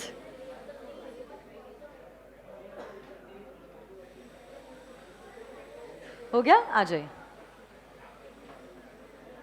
क्या नाम है बेटा आपका? तेजश्री. बताइए मुझे, कंपनी ने ये जो डिनाई किया है, डिनाइल वैलिड है या इनवैलिड है? मैम वैलिड है. डिनाइल वैलिड है. व्हाई? मैम कंपनी 2 ही केसेस में रेस्ट्रिक्ट कर सकती है वोट करने को. पहला कॉल्स इन एरियर और दूसरा एक्सरसाइज कर सकती है लीन. ओके, कंपनी हैज एक्सरसाइज लीन. तब उस केस में क्या मेंबर को वोटिंग करने से रिस्ट्रिक्ट किया जा सकता है? Yes. इस केस में क्या हुआ है वो बताओ. तो रेफरेंस सही हो गया अभी इस केस में. Because final call money receive नहीं हुआ है. तो फिर क्या कंपनी उसको रिस्ट्रिक्ट कर सकती है? Very good. एकदम सही कहा है तेजस्वी ने.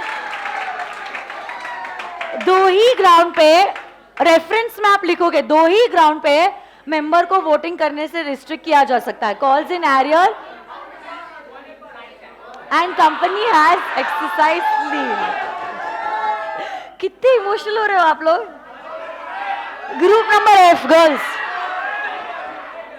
अब मारते क्या एक दूसरे को.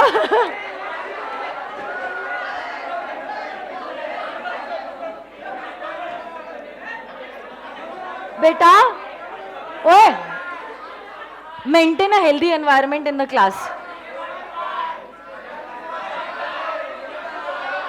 Shh. I will disqualify both the groups, huh? At a general meeting of the company, a matter was to be passed by way of a special resolution. Out of 40 members present, 20 voted in favor, 5 voted against, 5 were found invalid. The remaining 10 members abstained from voting. The chairman of the meeting declared that the resolution was passed. Examine the validity of the chairman's declaration. Your time starts now. Come on.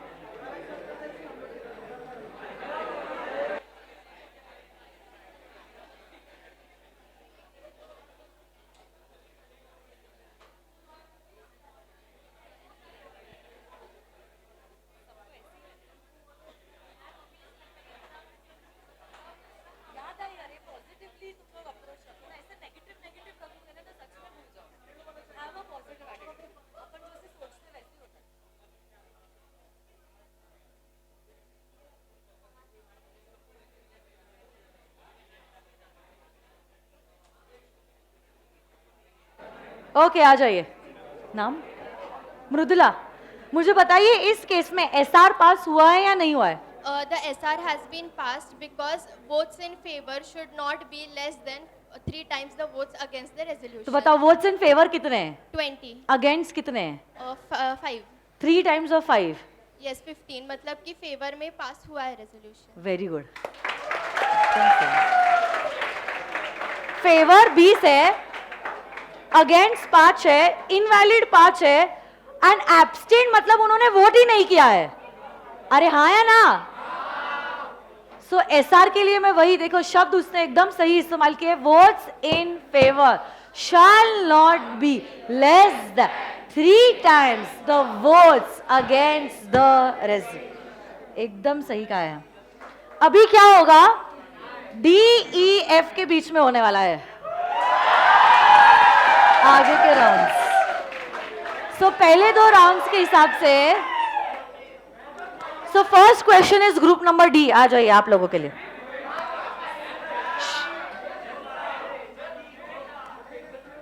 अच्छा लू क्या मैं? कोई problem नहीं है, मेरे को 20 minute लगेंगे, हो जाएगा कंप्लीट. ठीक है, आ जाइए. उम्मीद की किरण जगी हुई है अभी. वही इसलिए मैं कह रही थी कि अभी सेमीफाइनल और फिर दोनों में से एक रिजेक्ट होगा, फिर फाइनल. अभी सुनो, आपको सिर्फ 45 सेकेंड्स दिए जाएंगे. Okay. The minutes of the meeting, group D, Harshil and group, must contain a fair and correct summary of the proceedings thereat. Can a chairman direct the exclusion of any matter from the minutes? Some of the shareholder insists on inclusion of certain matters that are regarded as defamatory of a director of the company. The chairman declines to do so. How is this matter going to be resolved? Your time starts now. 45 seconds. Only 45 seconds. अभी tough होने वाला है competition, और आपको सब कुछ बताना होगा. कौन से 3 ग्राउंड पे हम लोग हटा सकते हैं, लिखना. सब कुछ बताओगे.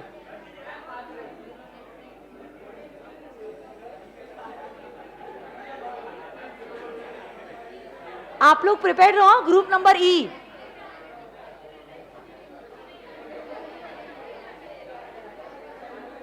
आप लोग ऐसा मत फील करो कि हम लोग आउट है तो हम लोग इन्वॉल्व नहीं रह गए. Have a healthy spirit. Okay. क्या हो गया टाइम? नहीं, 9 पे आएगा तब. आ जाओ, आ जाओ. क्या नाम है? दिग्विजय. बताइए ना मुझे पहली बात तो Can the chairman direct the exclusion of any matter from the minutes? Yes. Yes. Why? क्योंकि वो इंडिपेंडेंट होता है, वो जो चाहे वही वो डाल सकता है. जो वो वो influence चाहे नहीं वही हो वो सकता डाल है किसी सकता से, है. yes. तो क्या उसके पास अधिकार है कि जो उसको लिखना है या क्या उसको हाँ. नहीं लिखना है? यहाँ पे अभी कोई चीज हुई है मीटिंग में which is defamatory to a director.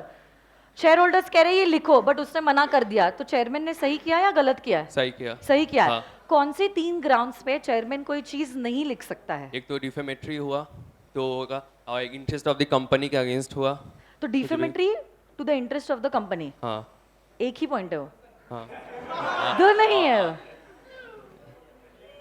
और defamatory to a particular person और 2 पॉइंट्स है. हाँ हाँ मेरे को बताया.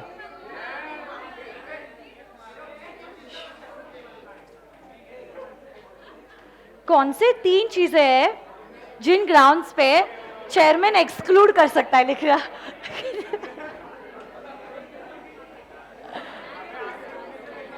एक इमटेरियल हुआ तो. Very good. इमटेरियल. और लास्ट है defamatory to a particular person, immaterial, और एक बोल दो, पूरे मार्क्स मिल जाएंगे. पास नहीं होगा क्योंकि उसने सही कहा है.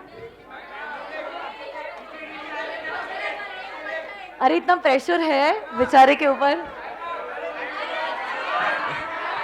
अच्छा बस ठीक है, कोई बात नहीं. क्लैप. नहीं मैम, बोल रहा हूँ मैं बोल रहा हूँ. एक मिनट. डिफेमेटरी. नहीं बस अब इतना समय नहीं दे एक सकते मिनट सर. उसको इतना टाइम. चलो कोई बात नहीं है, कोई बात नहीं. कोई बात नहीं. Okay, listen. सुनो, defamatory to a no, it cannot be passed because he's almost said the correct answer. एक ही point था जो उसने नहीं दिया था. No, detrimental, बेटा detrimental to the interest of the company. Defamatory to a particular person and immaterial, वो आपने नहीं बोला. Detrimental. कोई बात नहीं, but very well tried. Very good. And the chairman has the exclusive right to include or not include a certain matter in the minutes of the meeting. Next. XYZ Limited held its AGM on 15th of September. The meeting was presided by V, the chairman of the company's board of directors. On 17th September, Mr. V, the chairman, without signing the minutes, left India to look after his father who fell sick in London. State the manner in which the minutes of the above meetings are to be signed in the absence of Mr. V and by whom. Your time starts now. Only 45 seconds.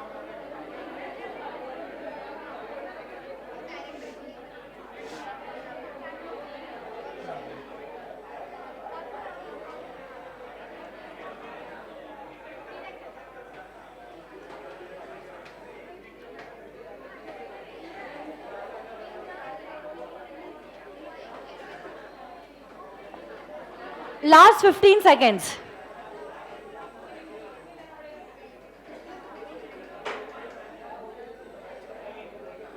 Last 5 seconds. Okay, आ जाइए. No, अभी हो गया ना, ये आ रही है. आपने जवाब नहीं दिया है ना पहले? हाँ, आ जाइए. इन दोनों ने दिया था ना. तुम्हारी ग्रुप की सिर्फ लड़कियां ही जवाब दे रही है. लड़के कुछ शर्म करो. बताइए, in the absence of Mr. V, who will sign the minutes?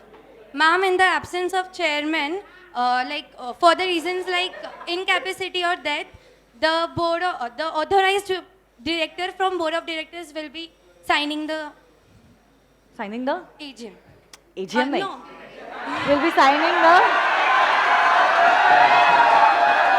इतनी गलती तुम लोगों ने भी की थी रे. Will be signing the.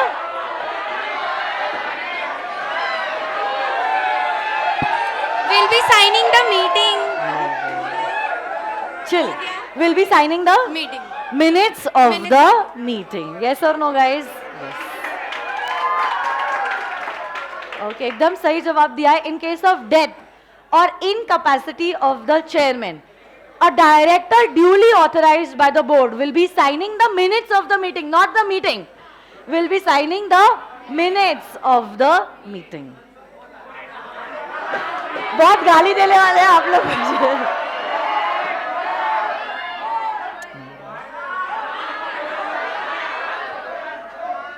पूरे 5 मार्क्स दे रहे हैं.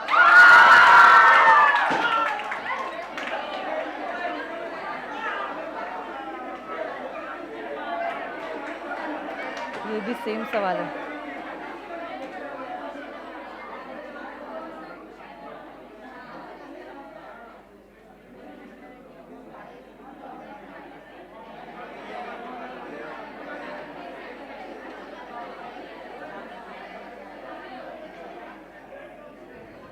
Okay. As a corporate professional, advise your client company whether the following matters are to be transacted by a resolution passed through postal ballot. Issue of shares above with differential voting rights, sale of whole of the undertaking and buyback of own shares. सिर्फ हाँ या नहीं, आपको सारे 9 points बोलने पड़ेंगे तो ही पूरे 5 मार्क्स मिलेंगे. Your time starts now. हाँ ये आसान है. 9 पॉइंट्स बोला आसान नहीं है, क्रेजी वर्ड. इनका गलत आया तो आपको आ जाएगा, इनका गलत आया तो आपको आ जाएगा. ये 3 ही है ना, आप लोग तो आउट हो गए बेटा. क्यों? नहीं नहीं, इनका गलत आपको आएगा, आपका गलत इनको जाएगा, इनका गलत इनको जाएगा, ऐसे जा रहा है.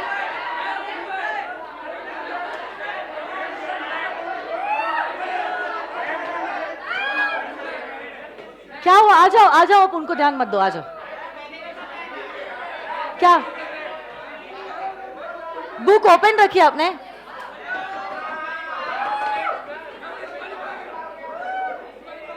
आ जाओ पास में, आ जाओ थोड़ा सा. पहली बात तो बताओ, ये 3 केसेस में रेजोल्यूशन कैसे पास होगा?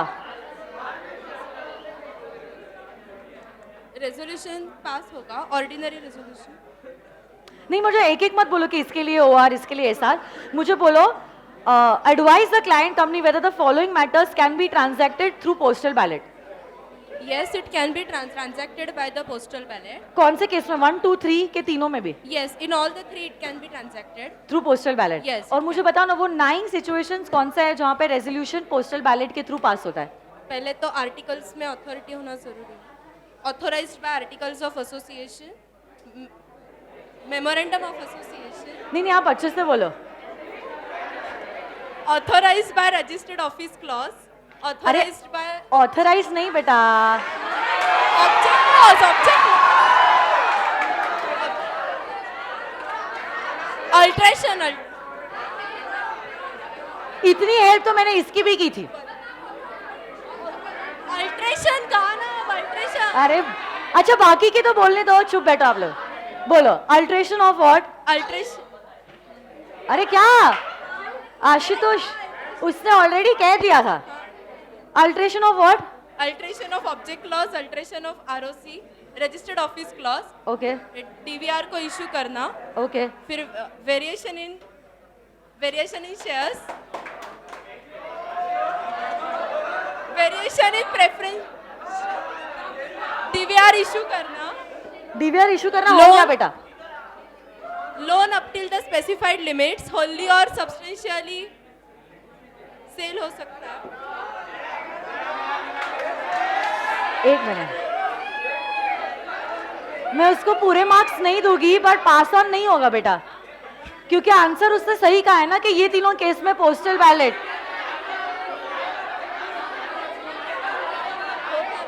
अच्छा ठीक है, चलो क्लैप हैंड्स फॉर हर. ये केस में सुनो मेरी बात, ये केस में, तीनों भी केसेस में पोस्टल. अरे बेटा, आप लोग सेमीफाइनल्स में आए नहीं ना, तो कैसे पूछोगे आपको?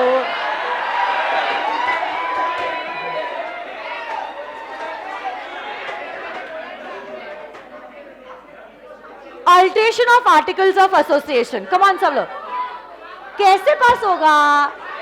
गलत होता है तो पास होता है ना। अच्छा ठीक है, एक काम करती हूँ मैं, फिर भी डिसाइडिंग क्वेश्चन आप दोनों के बीच में लेती हूँ, फाइनल, फिर देखते हैं। इनका सवाल पास ऑन नहीं होने वाला है, मैं इसको ऑलरेडी मार्क्स दे रही हूँ 3.5।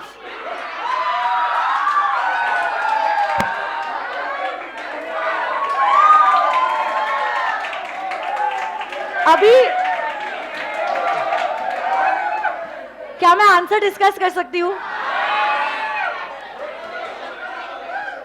अल्ट्रेशन ऑफ, बेटा संभालो अपने आप को, articles of association, alteration, everyone keep your mouth shut now, alteration of object clause, alteration of registered office clause, DVR को इशू करना, शेयर्स को buy, variation of the share holders right, sale of whole और substantially whole of the undertaking, appointment of, ये बोला ही नहीं, of small shareholders and giving loan or guarantees above the limits prescribed under the act. ये resolution कैसे पास हो गए?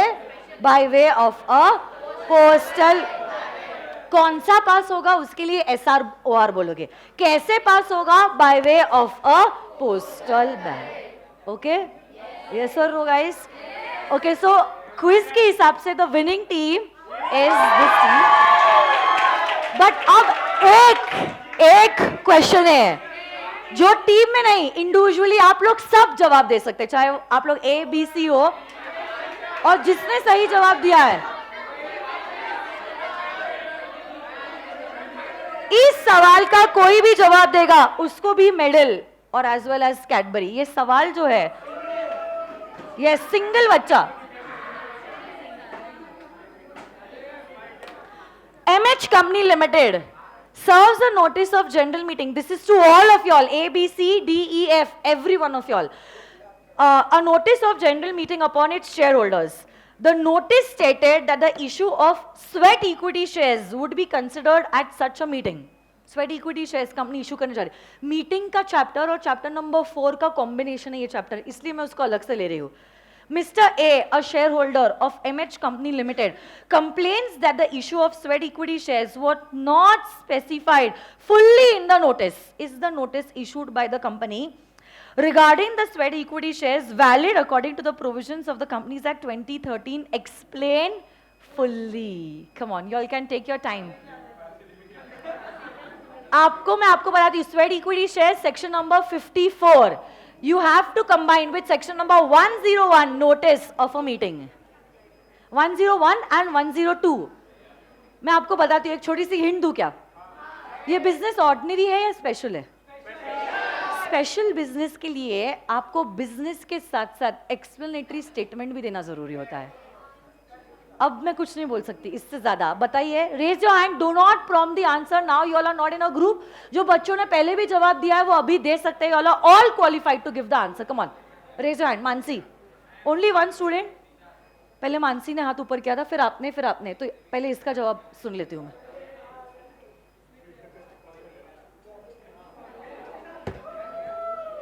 बोलिए मानसी।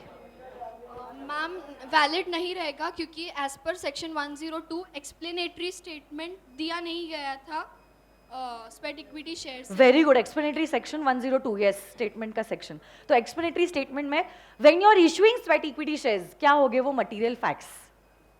चलो मैंने किया है, मैंने 54 में किया है, यहाँ पे नहीं किया है, बट मैंने वहां पे बोला था आप लोगों को, मैंने बोला है 5 चीजों को मटेरियल फैक्ट माना जाएगा। आ जाओ, आप आ जाओ। आपको नहीं पता था तो हाथ ऊपर क्यों नहीं कर रहे हो आप? पहले आप आ जाओ, फिर इसको आने दो बेटा, इसके बाद आपने हाथ ऊपर किया था। कोई बात नहीं, बैठ जाओ।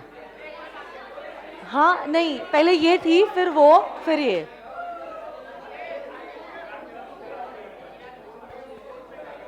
मटेरियल फैक्ट होंगे कि किसको इशू किए जाने हैं, वेरी गुड, उनका मार्केट प्राइस क्या होगा और किस वजह क्यों किए जा रहे हैं उनको, किसको क्यों, मार्केट प्राइस क्या है, और बोलो बोलो, come on, you can do it, I know you can do it. Recall करो। उसने बोल दिया किसको दे रहे हो, क्यों दे रहे हो और मार्केट का प्राइस क्या है? अभी क्या है, इसने आधा जवाब दिया, इसने आधा जवाब दिया, अभी आधा ये जवाब देगा। अच्छा आ जाइए, आप आ जाइए, चलो। अभी आपसे एटलीस्ट पूरा एक्सपेक्टेड है जवाब। ये स्पेशल बिजनेस है या ऑर्डिनरी बिजनेस है? स्पेशल। तो क्या एक्सप्लेनेटरी स्टेटमेंट देना जरूरी है? Yes. क्या हो गए material facts but equity shares को इशू करते वक्त? किस किस को दे रहे हैं, किस प्राइस पे दे रहे हैं, मार्केट प्राइस क्या है, और ऐसे क्या कर रहे हो आप लोग यार? हाँ बोलो, जवाब दे रहे हैं। किस किस को दे रहे हैं, कितने शेयर्स दे रहे हैं। यस, कितने शेयर्स दे रहे हैं, और एक है लास्ट। 4 बता, और एक है कि क्या टेक्निकल नो हाउ उसने प्रोवाइड किया था। तो क्यों, उसका मतलब ही क्यों हुआ ना, किसको दे रहे हो, क्यों दे रहे हो, मार्केट प्राइस, किस प्राइस पे इशू किस प्राइस पे दे रहे हो, ओके, कितने दे रहे हो। यस, कितने दे रहे हो, यस। अच्छा एक मिनट आप इधर ही रुक जाओ, मैं आपको ये दे देती हूँ। Congratulations and keep it up, very good. चलो वर्चुअल स्टूडेंट्स, आप लोग भी प्लीज बताना, फीडबैक देना कि आज का सेशन कैसा लगा आप लोगों को। आपको भी फोटो लेना है, आइए ना, आ जाइए।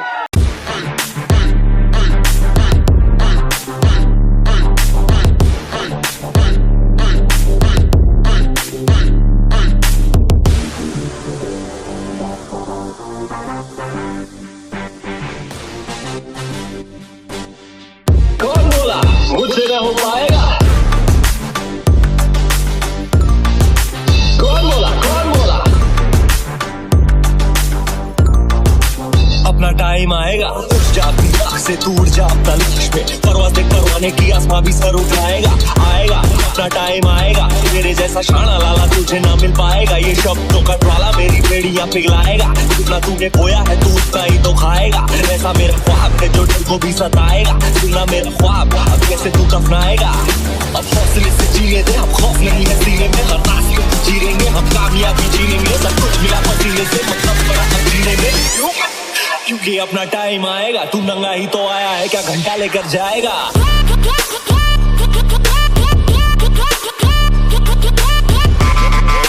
अपना टाइम आएगा, नंगा ही तो आया है, क्या घंटा लेकर। किसी का नहीं कसम पर यहाँ पर आया खुद की मेहनत से मैं, जितनी ताकत किस्मत में नहीं उतनी रहमत में है, फिर भी लड़का सहमत नहीं है क्योंकि हैरत नहीं है। जरूरत का हम मर्जी की और जरूरत की है, ताकत की है, आफत की, हिमाकत की, इबादत की, अदालत की है, चाहत की, मोहब्बत की, अमानत की, जीतने की, इबादत की है, शोहरत की, अब लालच नहीं है। तेरे भाई जैसा कोई हारिज नहीं है, इस हरकत ने ही बरकत दी है। क्यों?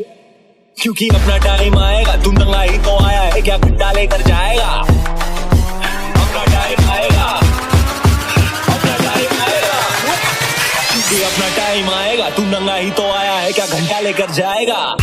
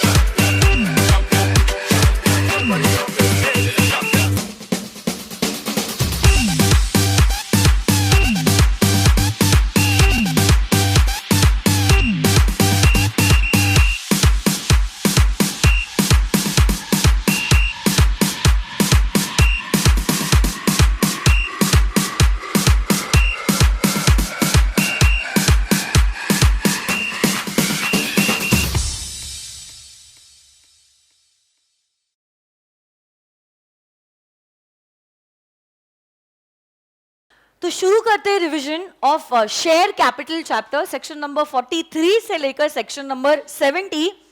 71 is relating to debentures that we'll do later on. सबसे पहला सेक्शन नंबर 43. 43 किसके बारे में बात करता है बोलो तो? Kinds of share capital. यही शेयर कैपिटल जो होता है वो दो हिस्सों में डिवाइडेड होता है. कौन से है ये दो हिस्से बोलो? Equity share capital and preference share capital. अगर कंपनी चाहे क्या वो इशू कर सकती है equity shares with differential voting rights? क्या प्रेफरेंस शेयर्स के भी बहुत सारे टाइप्स होते हैं? On the basis of dividend बोलिए. Cumulative and non cumulative. On the basis of convertibility. So preference shares are converted into what? फिर on the basis of participation, participating and non part. Can you issue irredeemable preference shares? क्या redemption करना compulsory है? अगर आपकी company को DVR issue करना है, DVR का फुल फॉर्म बोलो, come on. Shares with differential voting. क्या आर्टिकल्स में ऑथोरिटी होना जरूरी है? रेजोल्यूशन कौन सा होगा? Ordinary resolution. Maximum percentage of DVR बताइए. 26% of what? Total post paid up equity share cap. The company should have distributable profit for the last. The company should not have defaulted in filing financial statement and in the last 3 years. फिर there is no subsisting default in the payment of declared dividend, repayment of deposits, redemption of preference shares or the redemption of debentures. साथ ही साथ there is no default in the repayment of any loan taken from a bank or a public financial institution. और पिछले 3 सालों में 4 act के अंदर आप पेनलाइज नहीं हो. कौन से है ये 4 एक्ट बोलो? RBI, SEBI, SCRA, FEMA. वापस से कौन से बोले तो? RBI, SEBI, SCRA. Next section number 47 बात करता है वोटिंग राइट्स से रिलेटेड. सबसे पहली बात तो मुझे आप लोग बताओगे general rule. It is who are allowed to vote? Only the equity shareholder, that too in proportion of their paid up share capital. पर इसके 4 एक्सेप्शन हैं.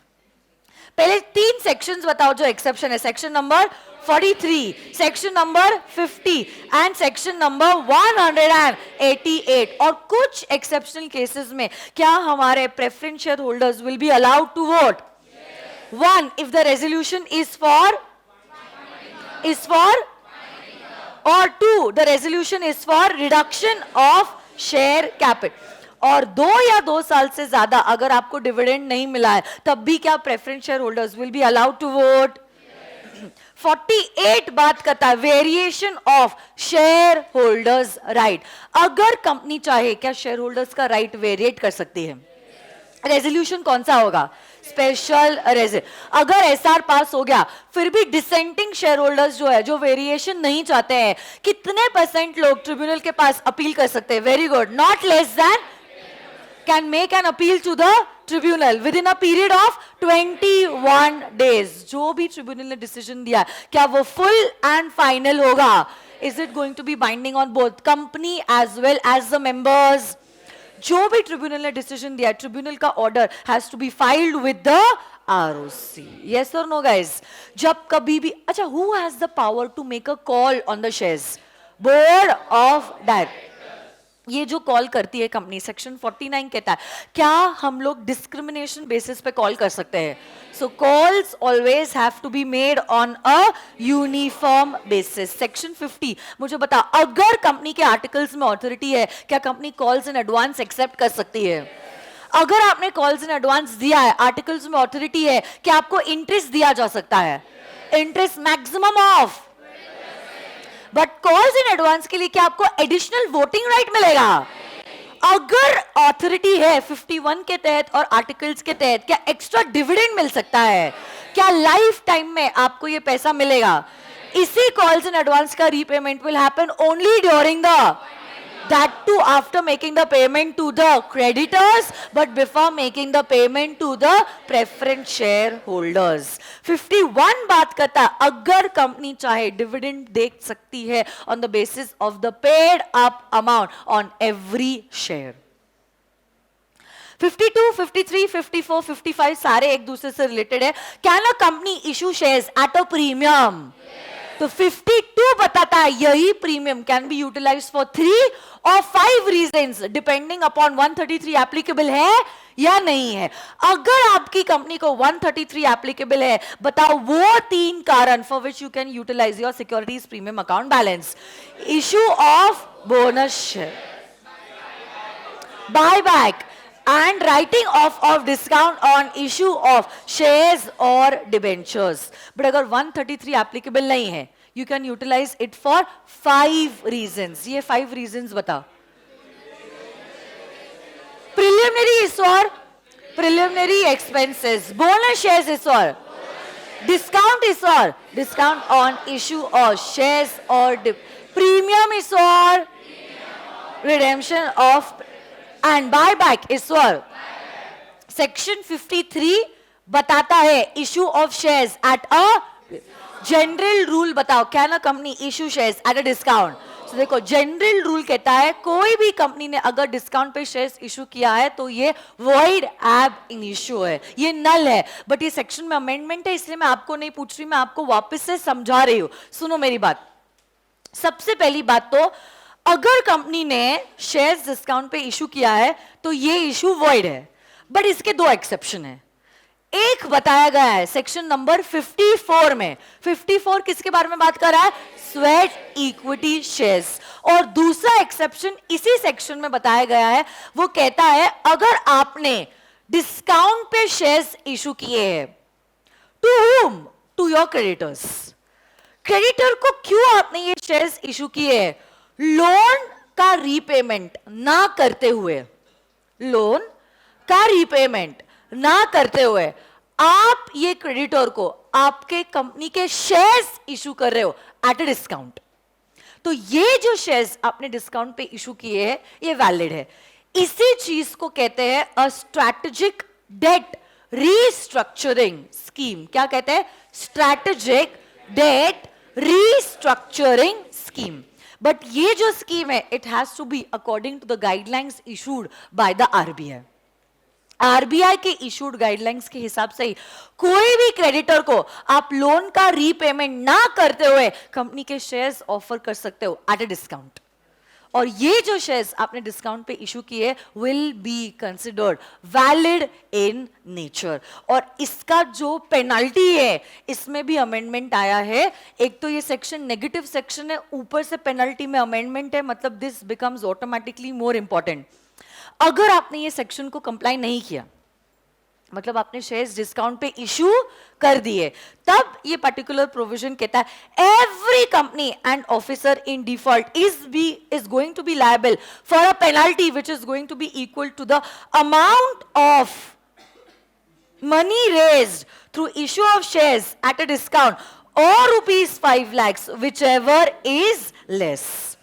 और जितना भी पैसा कंपनी ने रिसीव किया है through issue of shares at a discount, ये पूरा का पूरा पैसा कंपनी को रिफंड करना पड़ेगा, that too with an interest at the rate of 12% per annum from the date of the issue of the shares at a discount. तो पहले तो पेनल्टी लगेगी वो अलग, और प्लस जो भी पैसा मिला है वो आपको रिटर्न करना पड़ेगा eight the rate of 12% per annum simple interest. Getting this और नो? पेनल्टी कितनी है? Amount raise through issue of shares at discount और ₹5 lakhs whichever is lower. yes or no guys? yes. 53 का एक्सेप्शन है. 54 sweat equity shares. क्या sweat equity shares सारे के सारे एम्प्लॉइज को दिया जाता है? सारे के सारे डायरेक्टर्स को दिया जाता है? तो किन्हें दिया जाता है? वही डायरेक्टर्स या वही एम्प्लॉइज, बोलो ना, जिन्होंने, अरे बोलो ना, कंपनी को टेक्निकल नो हाउ या इंटेलेक्चुअल प्रॉपर्टी प्रोवाइड किया है. रेजोल्यूशन कौन सा होगा? इसके साथ साथ अगर सेबी एप्लीकेबल है, क्या सेबी के गाइडलाइंस कंप्लाई करने पड़ेंगे? अच्छा, स्पेशल बिजनेस है, क्या एक्सप्लेनेटरी स्टेटमेंट देना पड़ेगा? आपके हिसाब से material facts, issue of sweat equity shares में कौन से हो गए? शेयर्स किसको दे रहे हो, कितने दे रहे हो, क्या प्राइस पे दे रहे हो, और मार्केट का प्राइस क्या? Next 55, issue as well as redemption of preference shares. Can a company issue irredeemable preference shares? तो क्या redemption करना compulsory है within a period of? But in case of infrastructure companies, provided from the 21st year, you are repaying at least of the capital. उसके बाद आप लोग मुझे बताओगे 2 sources of redeeming the preference shares, face value तक का amount. Past profits or the proceeds of fresh issue of shares. Profit में से अगर पैसा इस्तेमाल किया, equivalent amount will be transferred to CRR can be utilized only for the issuance of fully paid up. और अगर आप चाहो, can you also redeem your preference shares at a premium? Premium पे अगर redeem करो, premium का amount can be utilized from 2 sources. 1, securities premium, or 2, out of the past profits. Next, 56, 57, 58 and 59 were all relating to transfer and transmission. पहली बात तो बताओ, transfer और transmission दोनों same है या अलग अलग है? Which is voluntary in nature? Which is by operation of law? कहाँ पे sale और purchase हो रहा है? Which happens on account of death, insolvency, insanity? कहाँ पे stamp duty लगती है? नहीं लगती है. कंसिडरेशन है, नहीं है. SH4 है, SH4 नहीं है. अच्छा, अगर कंपनी को आपका ट्रांसफर या ट्रांसमिशन रजिस्टर करना है, it has to register it within a period of 30 days. तो 30 दिनों के अंदर रजिस्टर करो, या तो 30 दिनों के अंदर ट्रांसफर और ट्रांसफरी को रिफ्यूजल की नोटिस दो. इसी नोटिस में क्या रीजन लिखा होता है. अगर आपका रीजन सही नहीं है, can the transferee make an appeal to the NCLT. NCLT का जो भी डिसीजन है, क्या वो फुल एंड फाइनल होगा? और यही डिसीजन NCLT का क्या कंपनी को 10 दिनों के अंदर कंप्लाई करना पड़ेगा? बट सबसे बड़ा सवाल ये उठता है, आप कितने दिनों के अंदर NCLT के पास अपील लेके जा सकते हो, डिपेंडिंग अपॉन आपकी कंपनी प्राइवेट है, पब्लिक है, नोटिस मिली है, नोटिस नहीं मिली. सबसे पहले रिफ्यूजल की नोटिस मिली है, कंपनी प्राइवेट है 30 डेज, और पब्लिक है 30 days. 60 days from where? From the date of receipt of note. अगर नोटिस नहीं मिली है 60 डेज और 90, 60 और 90 days from the date of. This section is section number 58, refusal for registration and appeal against the refusal. 59 बात करता है rectification of the register of members. आपका नाम गलती से डाल दिया, आपका नाम गलती से omit हुआ है, या unnecessarily delay है ट्रांसफर या ट्रांसमिशन में. You can make an appeal to the NCLT. NCLT आपकी बातों को सुनेगा. अगर ग्राउंड जेन्युइन नहीं लगेगा, NCLT will dismiss your case. अगर जेन्युइन लगेगा, ऑर्डर करेगा कंपनी के ऊपर टू रजिस्टर और rectify the register of members. और यही ऑर्डर कंपनी को कंप्लाई करना पड़ेगा within a period of 10 days. और अगर आपने ट्रिब्यूनल का ऑर्डर कंप्लाई नहीं किया, you could be liable for a fine and you could also be sent to jail. 61 बात करता है वो 5 केसेस जिसके वजह से आपका कैपिटल क्लॉज अल्टर होता है. क्या आप मुझे वो 5 केसेस बता सकते हो? Increase in the authorised share capital, cancellation of the authorised share capital, consolidation, subdivision, conversion of share into stock and stock into share. 62 बात करता है further issue of share capital. अगर कंपनी चाहे, can they go for a right issue, can they go for ESOP, और ना ही existing employees, ना ही existing shareholders, can they go to somebody else. अगर वो राइट इशू के लिए जा रहे हैं, इस नोटिस का पीरियड कम से कम कितने दिनों का होना चाहिए? 15 डेज मैक्सिमम.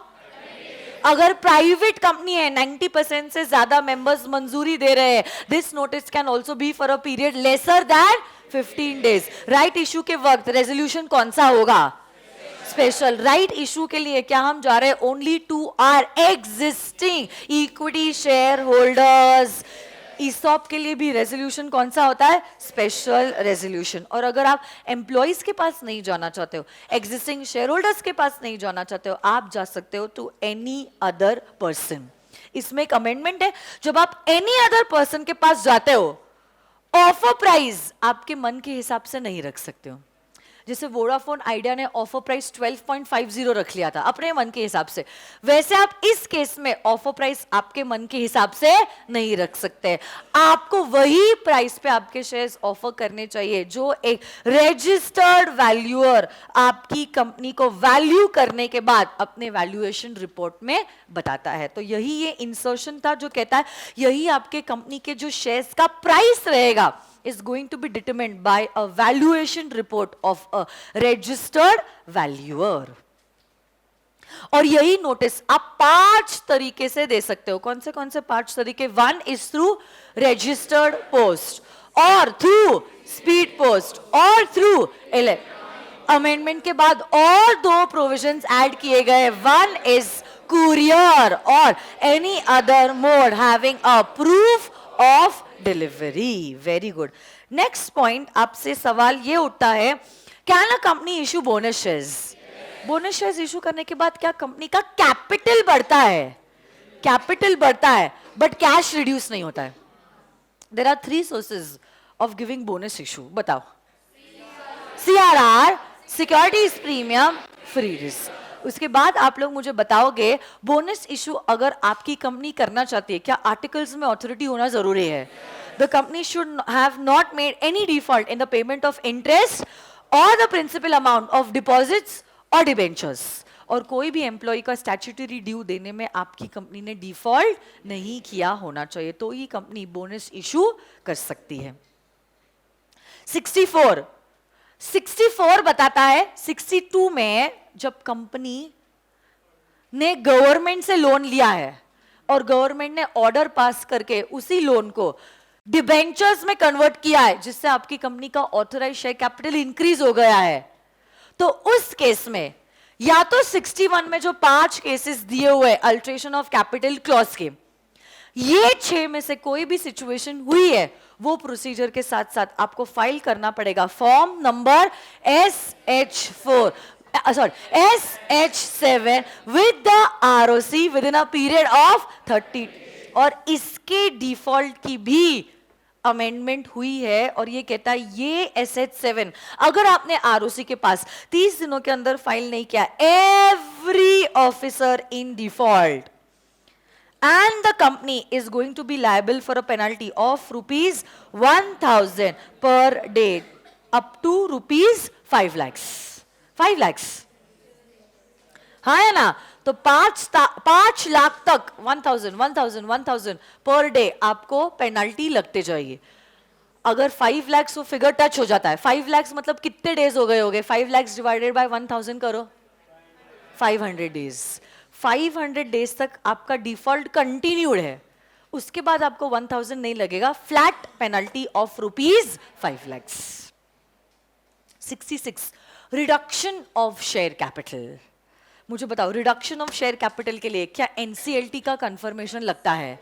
बट NCLT ऐसी कंफर्मेशन नहीं देगी, वो 3 लोगों को नोटिस देगी। कौन से है ये 3 लोग? Central government, ROC and SEBI. और अगर आपकी कंपनी लिस्टेड कंपनी है, कंपनी के क्रेडिटर्स, क्या क्रेडिटर्स को कन्विंस करना जरूरी है? अगर कन्विंस ना हो तो क्या आप सिक्योरिटी दे सकते हो? सिक्योरिटी से ना माने, can you repay them of? Yes और नो गाइस? एक बार, अच्छा यही जो कंफर्मेशन है ट्रिब्यूनल का आपको मिलेगा within a period of 3 months। जैसे ही ट्रिब्यूनल का कंफर्मेशन मिला, will you have to pass a special resolution. Reduction के 5 सालों तक क्या आपको एंड रिड्यूस्ड आपके कंपनी के नाम के आगे लिखना पड़ेगा? हाँ है ना? अरे बोलो ना। यही ट्रिब्यूनल की सर्टिफाइड कॉपी ROC के पास आपको 30 दिनों के अंदर फाइल करनी पड़ेगी। सेक्शन 67, कोई भी कंपनी अपने खुद के शेयर्स परचेस नहीं कर सकती। या किसी और को भी लोन नहीं दे सकती है अपने खुद के शेयर्स परचेज करने के लिए। बट इसी के कुछ एक्सेप्शन है। क्या बैंकिंग कंपनी ये चीज कर सकती है? कोई स्कीम के द्वारा, और यही स्कीम एसआर के द्वारा अप्रूव हुई है, तो ट्रस्टीज के थ्रू कंपनी एम्प्लॉयज के लिए शेयर्स खरीद सकती है। एम्प्लॉय को अगर लोन दिया है और ये एम्प्लॉय डायरेक्टर या की मैनेजर पर्सन नहीं है और यही लोन का amount is not exceeding 6 months की सैलरी, तो शेयर्स खरीदने के लिए एम्प्लॉय को कंपनी ये लोन दे सकती है। बायबैक, चलो बायबैक के फटाफट प्रोविजंस रिवाइज करेंगे, हो गया खत्म फिर रिवीजन। सुनो ना मेरी बात, बायबैक के 3 सोर्सेज बताओ। बायबैक के 3 सोर्सेज, बायबैक के 3 sources, securities premium, free reserves, proceeds of fresh issue of shares. Section 69 कहता है इन्हीं 3 सोर्सेज में से अगर आपने पैसा इस्तेमाल किया है फ्रॉम फ्री रिजर्व्स और securities premium account, equivalent amount has to be transferred to which should be utilized for the issuance of fully paid up. Buyback के लिए क्या आर्टिकल्स में ऑथोरिटी होना जरूरी है? अगर आपको एसआर पास नहीं करना है, board of directors can pass a resolution and buyback up to how much percentage possible? 10% of what? Paid up equity share capital plus free. उससे ज्यादा बायबैक करना है, buyback can be done up to 25% of what? Paid up share capital plus free, but in one financial year, buyback of 25% of paid up equity share capital is not possible. Debt equity ratio after the buyback should not be more than. कितने दिनों के अंदर physically securities को destroy करोगे? 7 days के अंदर। क्या declaration of solvency ROC और सेबी को फाइल करना पड़ेगा? क्या पर्टिकुलर्स ऑफ बायबैक आरओसी और सेबी को फाइल करने पड़ेंगे? क्या रजिस्टर ऑफ बायबैक कंपनी को मेंटेन करना पड़ेगा? कूलिंग पीरियड कितने मंथ्स का है? 6 मंथ्स के अंदर सेम क्लास के सिक्योरिटीज आप इशू नहीं। और कुछ केसेस में companies are prohibited to go for a buyback which is given under section number 70। कब कब? एक तो कंपनी अपनी सब्सिडरी कंपनी के द्वारा या कोई भी इन्वेस्टमेंट कंपनी के द्वारा बायबैक नहीं कर सकती। कंपनी तब भी बायबैक नहीं कर सकती अगर उसने कोई भी डिफॉल्ट किया in the repayment of deposit or on the payment of interest on the deposits, on the redemption of debentures or on the payment of interest on the debentures, on the redemption of preference shares or on the payment of the dividend of the preference shares. कोई भी loan अगर banking company या financial institution से लिया है जिसको repay करने में कंपनी ने डिफॉल्ट किया है, तब भी कंपनी बायबैक के लिए नहीं जा सकती है। So this is all about section 43 to section number 70. सिर्फ 2 ही सेक्शन में अमेंडमेंट हुआ है, बाकी सारे section same to same. Thank you very much.